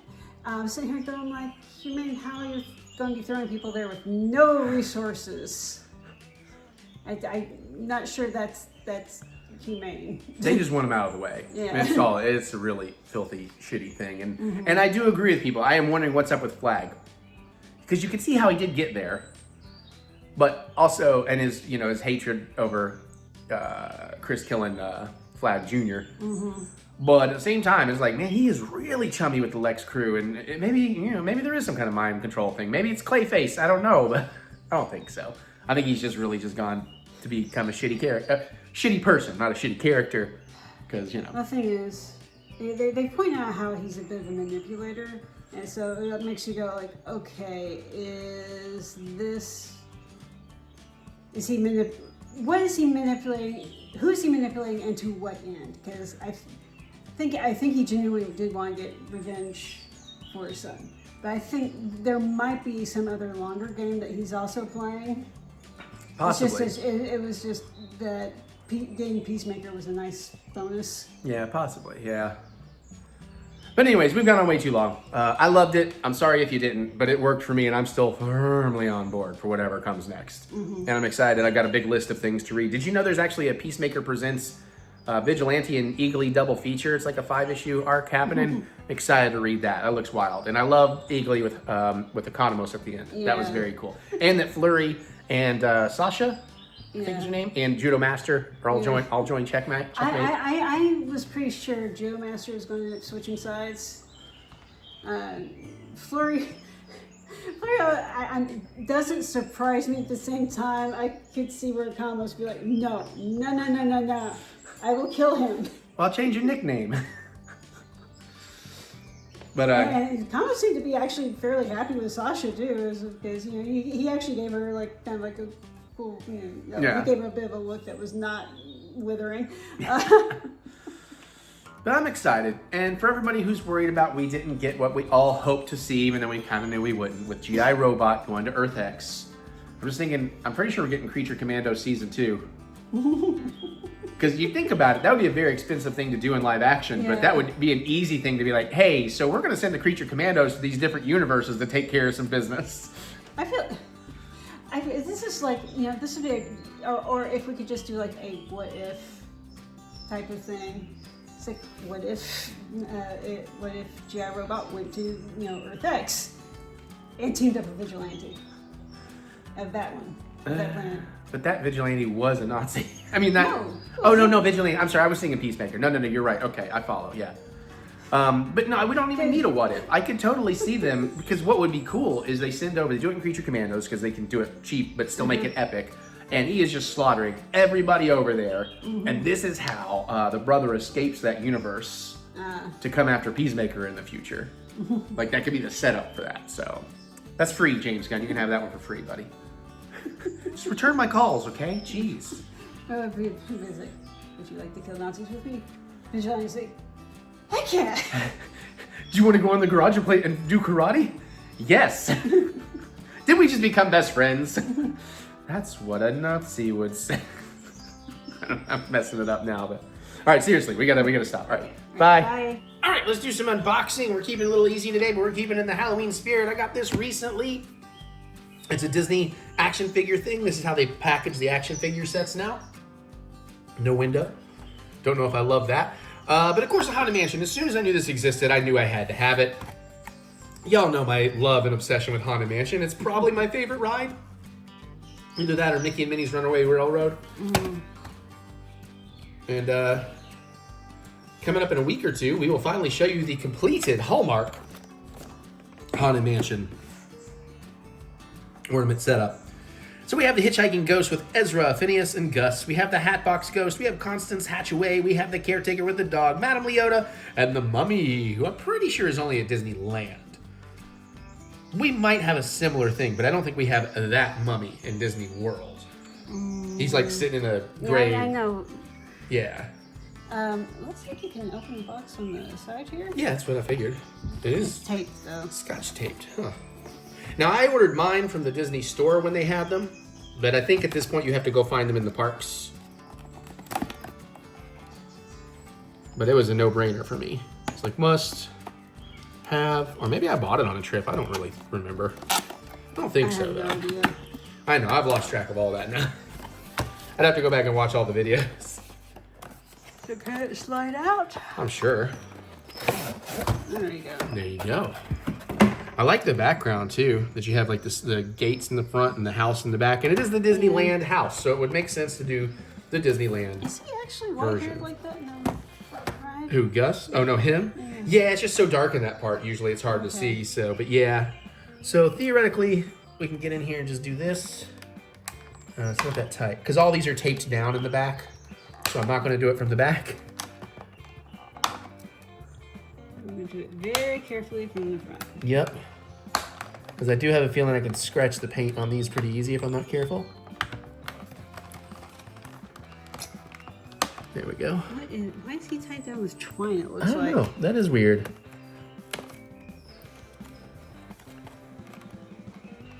Mom Leota's the same way. Huh.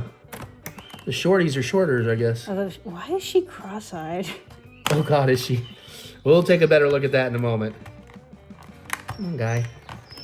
Come on, Hatbox guy.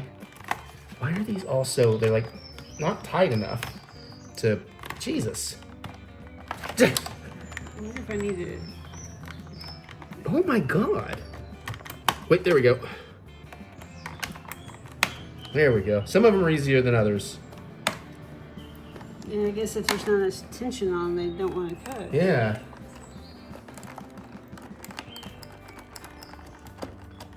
Come on, guy.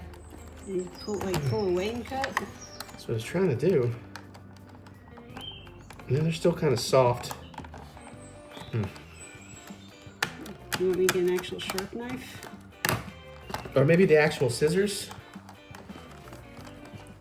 And get a little deeper with them.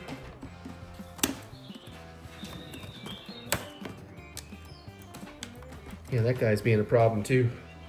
All right, we've almost got them all out.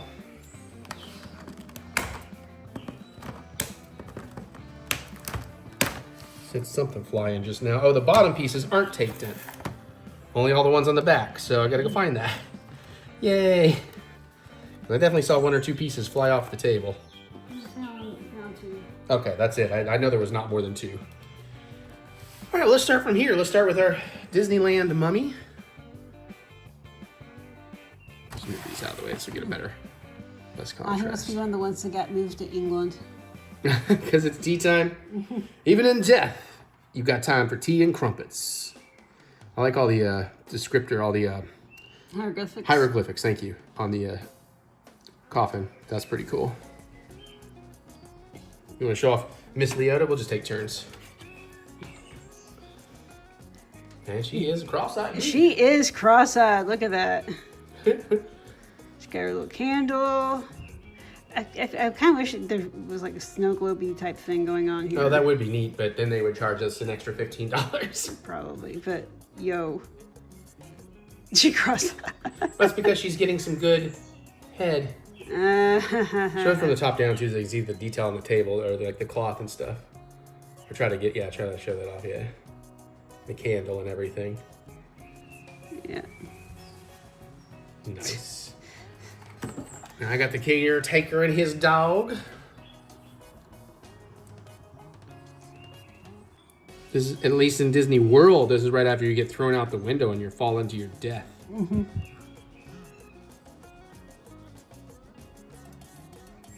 Pretty good detail. Yeah. I do like these figure sets they make. Cool. And of course my bride gets to do that bride. Both are pretty killer. Try to see. Are her eyes closed? I think it's supposed to be like a lower lid, kind of lower than. Oh yeah, like almost a squint, almost not really a squint, but yeah, but it's the seductive squint. yeah. But She'll take your heart and your head. I feel like though she's very dark. Isn't she more of a ghostly blue, light blue? In Disney World, for sure. We have never actually ridden the proper Disneyland version of this. Oh, that's true. We've only gotten to ride the Nightmare Before Christmas overlay version in Disneyland. Yeah. Which we will change that in 2027. That's when we return to Disneyland, folks. Most likely. So we got Hatbox Ghost. This is definitely old schooler or something. I feel like our newer one, it's more of a square Hatbox. Almost done, Napoleon. Almost, buddy. Shoots at a few more figures, bud. Like the cobblestone thing he's on. Nice face, bro. I think you feel like it's more square because when you see it like on a drawing of it, this will come across as flatter and boxier. Probably. You're probably right. I'll have to keep an eye on that next time or go back and watch one of my videos. All right, let's do the short version of your dad. My dad never had beard that long. Nah. Or that much hair. Nah. He should, though. I know who we should all go as for Halloween now. Be careful of hitchhiking ghosts. Yeah. It's remarkably good sculpt on the feet. Mm-hmm. Yeah, I like what I say. I think these things are actually good quality. Is he cross-eyed? No, he's not. I think he might have a lazy eye. I was thinking the same thing. He does. That's what I say. Are they cross-eyed? That's my new thing. Are they cross-eyed? All right, let me get in there and see my guy, because this is Skinny Eric. Hey, everybody. I'm a hitchhiking ghost fart.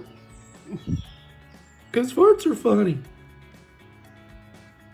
Has he always been in short sleeves like that? I have never paid attention to that detail. Actually, no. Look at...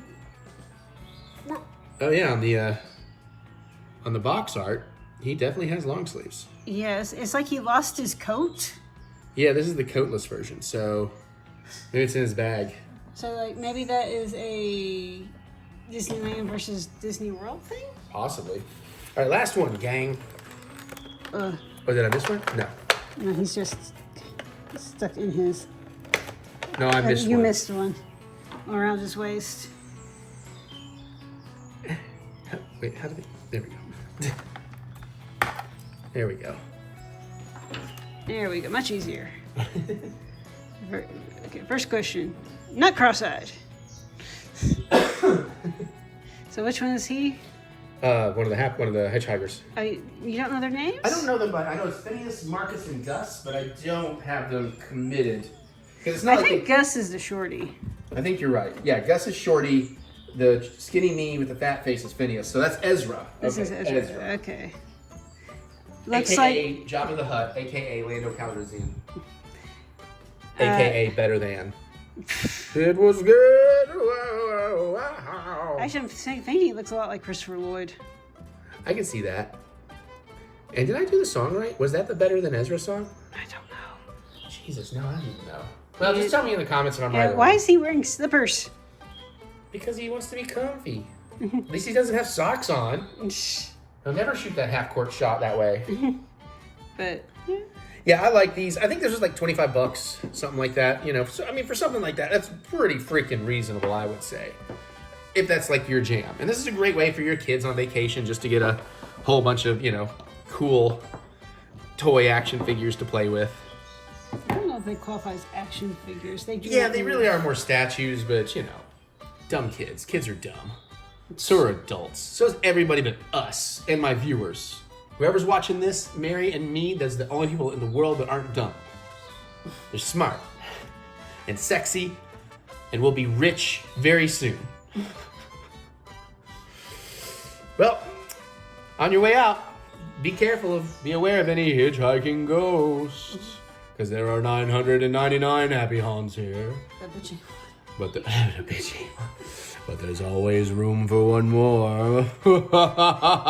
Oh, wait. No, we got our 1000th at Disneyland the other day.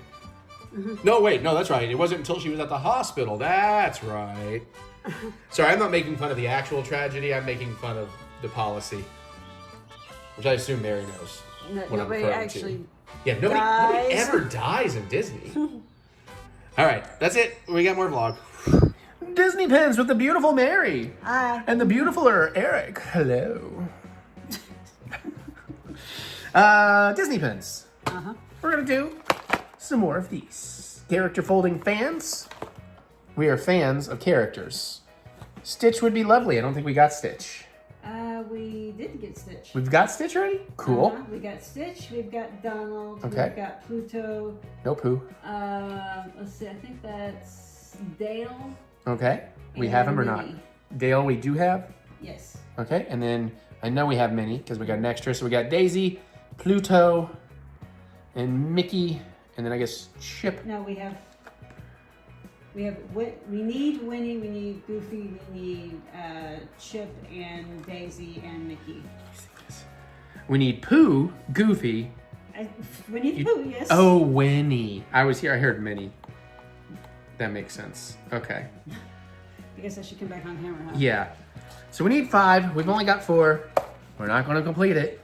Lady's choice. Fine.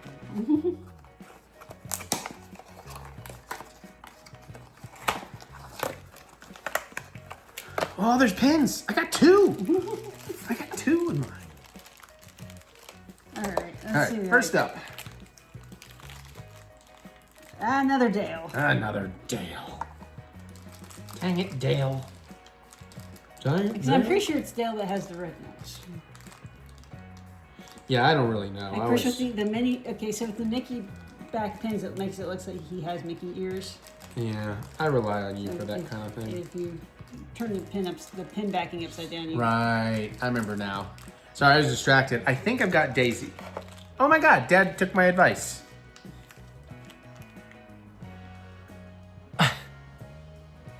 I don't know. It's weird. Our internet's currently down. Again, I got Daisy. Woohoo! Yay, we needed that. Yeah, she's pretty. Very cute. She might be one of the better-looking ones now that I see it in person. I would agree. That's a really nice one. She's Cool. got a fancy bow. Yeah. Okay, so All right, Mary's up next. my second one here. God, so I should know that that's the top because that's where the pin is. And we got Winnie the Pooh. Oh, we got a Pooh. That's actually pretty cute. We got a Pooh. A Pooh-Pooh. A Pooh-Pooh on you. A Pooh-Poopy-Doo. A Pooh-Pooh on you. We might get a Chipper, a Dale, or a Pluto here. Yeah, that Pooh's not bad. Yeah. Prettiest Pooh I've ever seen. And I've seen a lot of Poohs. Ah, we got Pluto. Pluto. Which we already got. So 2 repeats, 2 new. So now he can look. He's like he's Mickeying. He's got his Mickey ears on. He's ready to go to the park. Oh. Is that Napoleon? That's Napoleon. Oh. Well, at least we got 2 more that we didn't have. Yeah, We I got can't- 3. Can't be mad about that. You know, it's better than getting the same things in every box over and over too. So Yeah. cool. Because that sucks. Yeah. So I guess if they are available, we will try to get some more. Or I will try to get some more in November. And continue to see if we can complete that collection. Bye. Hey, everybody.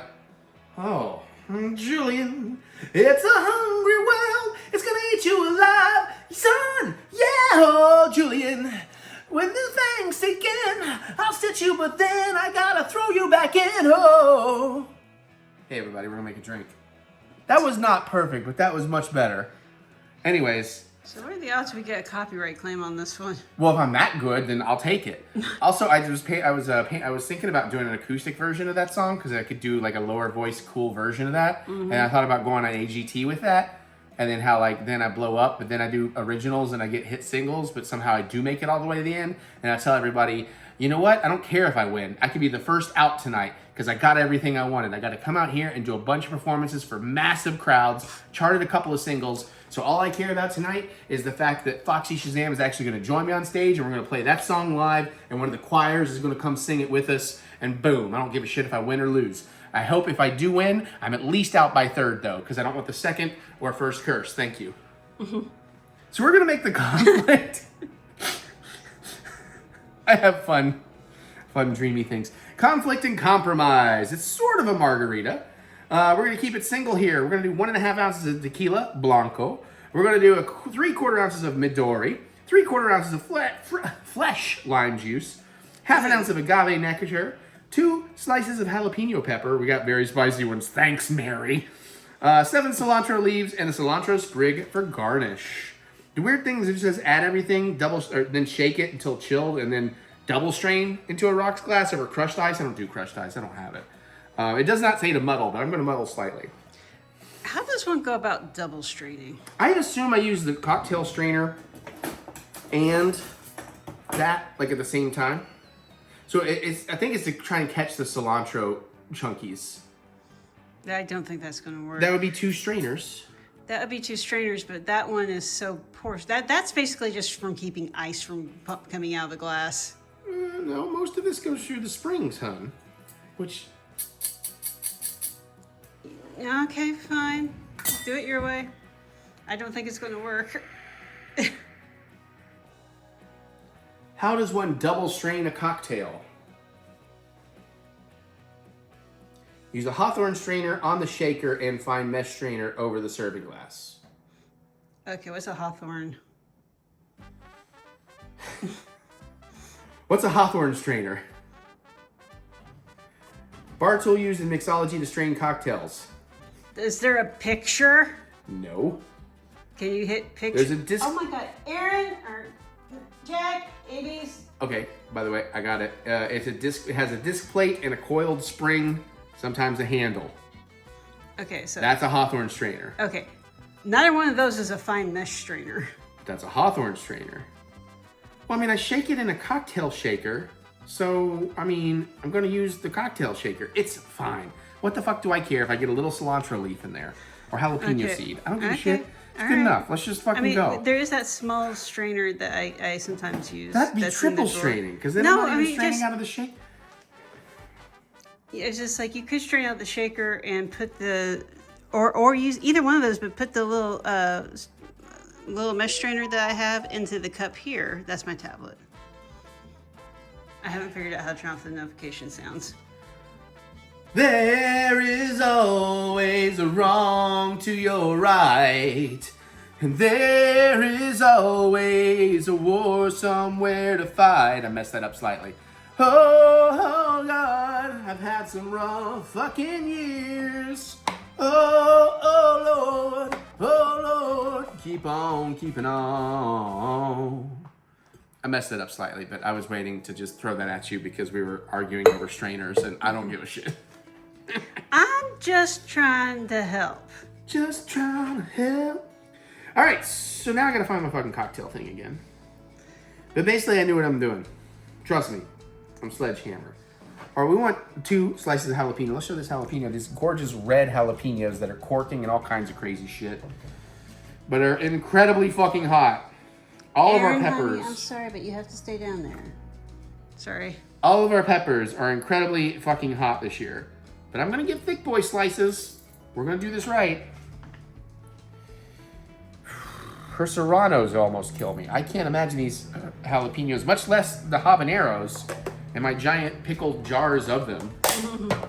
Did Audra try any? No, I was supposed to give him some to go. Yeah, I forgot. And I forgot to take any on Sunday. I'll make it happen.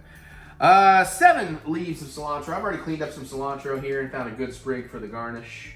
I got a little more than 7. That's 1 nice big old leaf. 2. That might have been 3. We'll call those 3, 4, 5, 6, and Aaron, 7. it's time for Night Nights and TheEricButts. I'm going to do a very gentle muddling. We're not going to go too crazy here. 1, 2, 3, 4, 5, 6, 7, That 8. doesn't sound That was gentle. Oh, that smells really fucking good. And I can smell the cilantro on the muddler. What the fuck is in the muddler? This thing maybe didn't get that clean last time.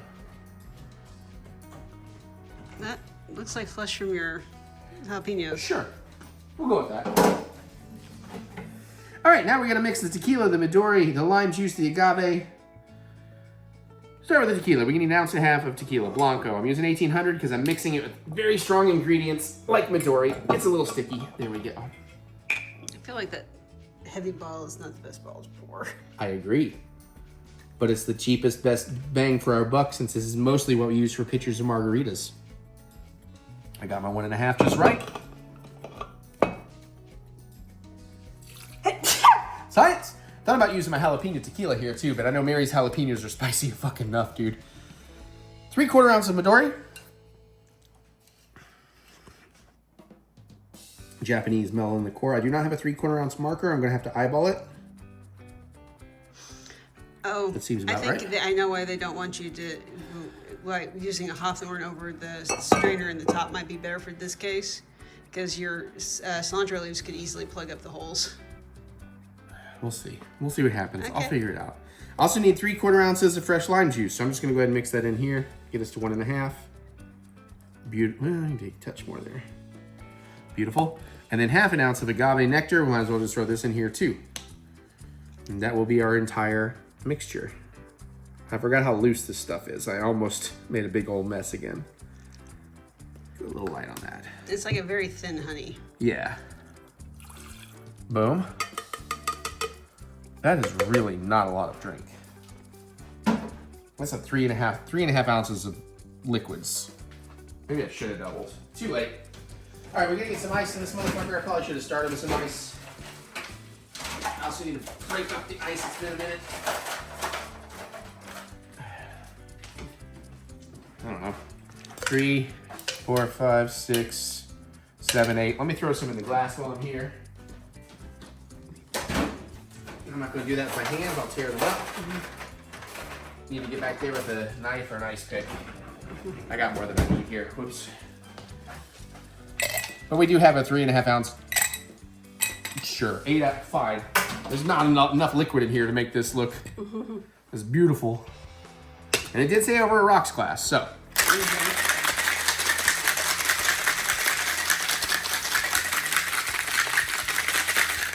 La la la la la la la la la la la la la. Yeah yeah yeah yeah yeah yeah yeah yeah. Come on, Mary. La la la la la la la la la la la la. Yeah yeah yeah yeah yeah yeah yeah. How it's been some rough fucking years.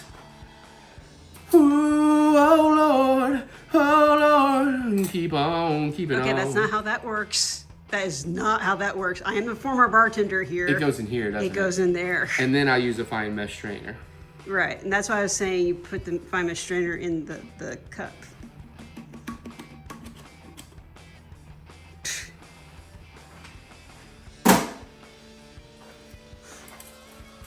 See, that's the springy thing is designed to conform to the. No, honey. This, I know what you're going for, but I don't think we have a tiny one over there. Tiny one. Do you have a tiny one? You have one? Somewhere. I have. Not there. I haven't seen it lately, but I have this one right here. Where did my tiny one go? I don't know. I have a third small tiny one. I thought you did, but I haven't seen it lately.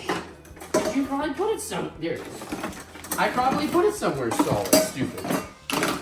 Very organized drawers. Let me use mine. I like mine. Okay, fine. I'll put mine back then. Special effects shot. All right.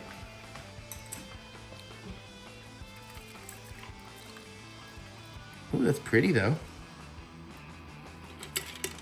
But yeah, why would you? I guess I should have filled the glass with more ice, because, or made a double. It did catch some good stuff there, though. That looks and smells pretty good. And let's see here. Come on. Come on. Let's do it like that. There we go. And there we have the Conflict and Compromise from liquor.com. It's a pretty drink. And were they the ones who called it kind of a margarita? Or is that you? That was me. Okay. Salud.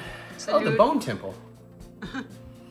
Oh, it smells good, but it smells like lime and cilantro. Oh, yeah, okay.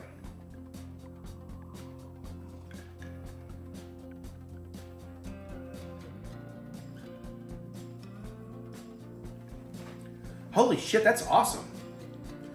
Woo! And jalapeno kicked in? Yeah. I think you could attempt a sip so you would know what this is. You would not drink this fully, though. But, oh yeah, man.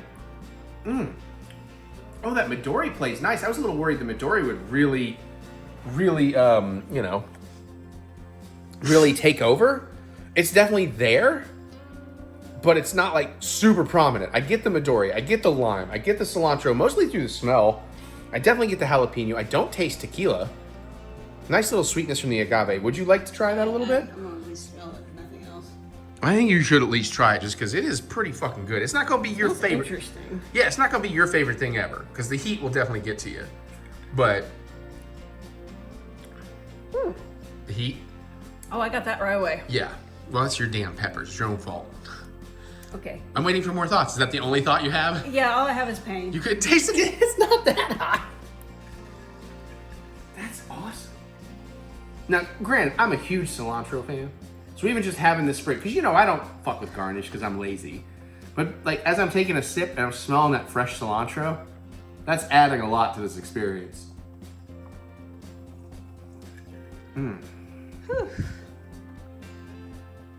That is a very well balanced drink, but Mary's peppers are very hot. Now I can handle this. It's not like it's killing me.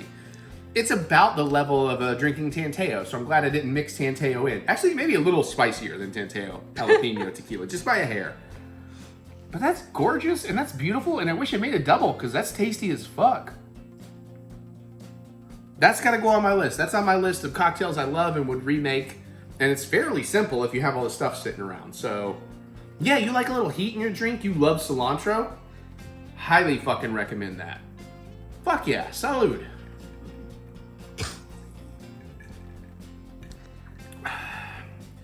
Oh, Julian, it's a hungry world. It's gonna eat you alive. Yeah, son. Oh, Julian. I'm doing the dance all wrong.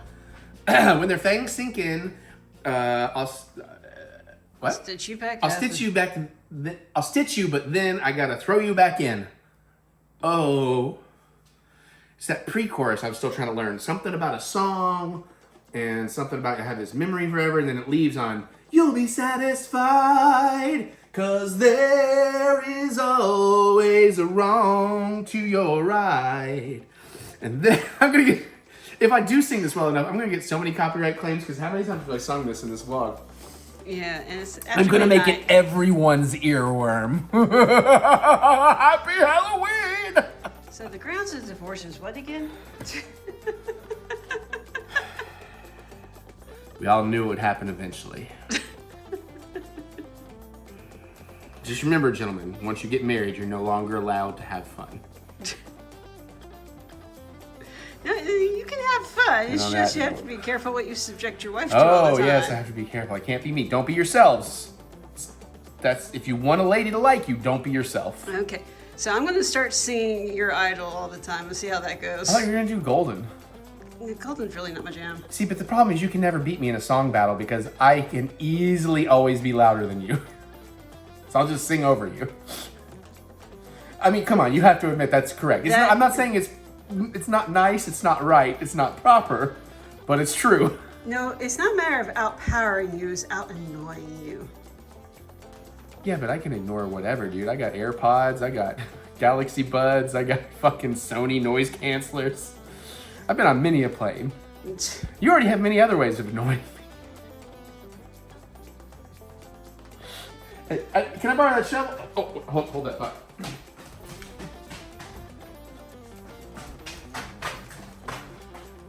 Hey, can I borrow a shovel?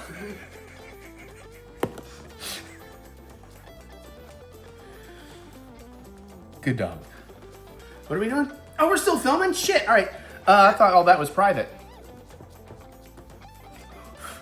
I almost made a really terrible joke that I would very much regret. Not because it's like offensive, but because I don't want to give people fuel. After midnight, Yeah. I need to go to bed. You gonna make coffee? Not too. Oh, bye. Well, there you have it. There was another vlog. Hopefully it was a good one. I think it was pretty good. I think we got enough good stuff in there. We'll continue at it next week. I don't know exactly what I'm going to cook or drink yet, but I've got lists and I've got plans. We'll unbox some things. We'll start getting more and more to spooky Halloween times and doing spooky Halloween things. In the meantime, just go ahead and comment below. Let me know you enjoy these things. What's your favorite part of them? Pardon me. McDonald's wanted to say hello.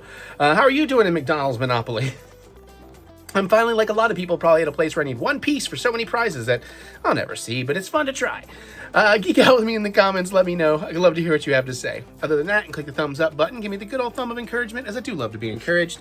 And as always, because I accidentally cut the camera, remember that we will get through this. We will get through this together.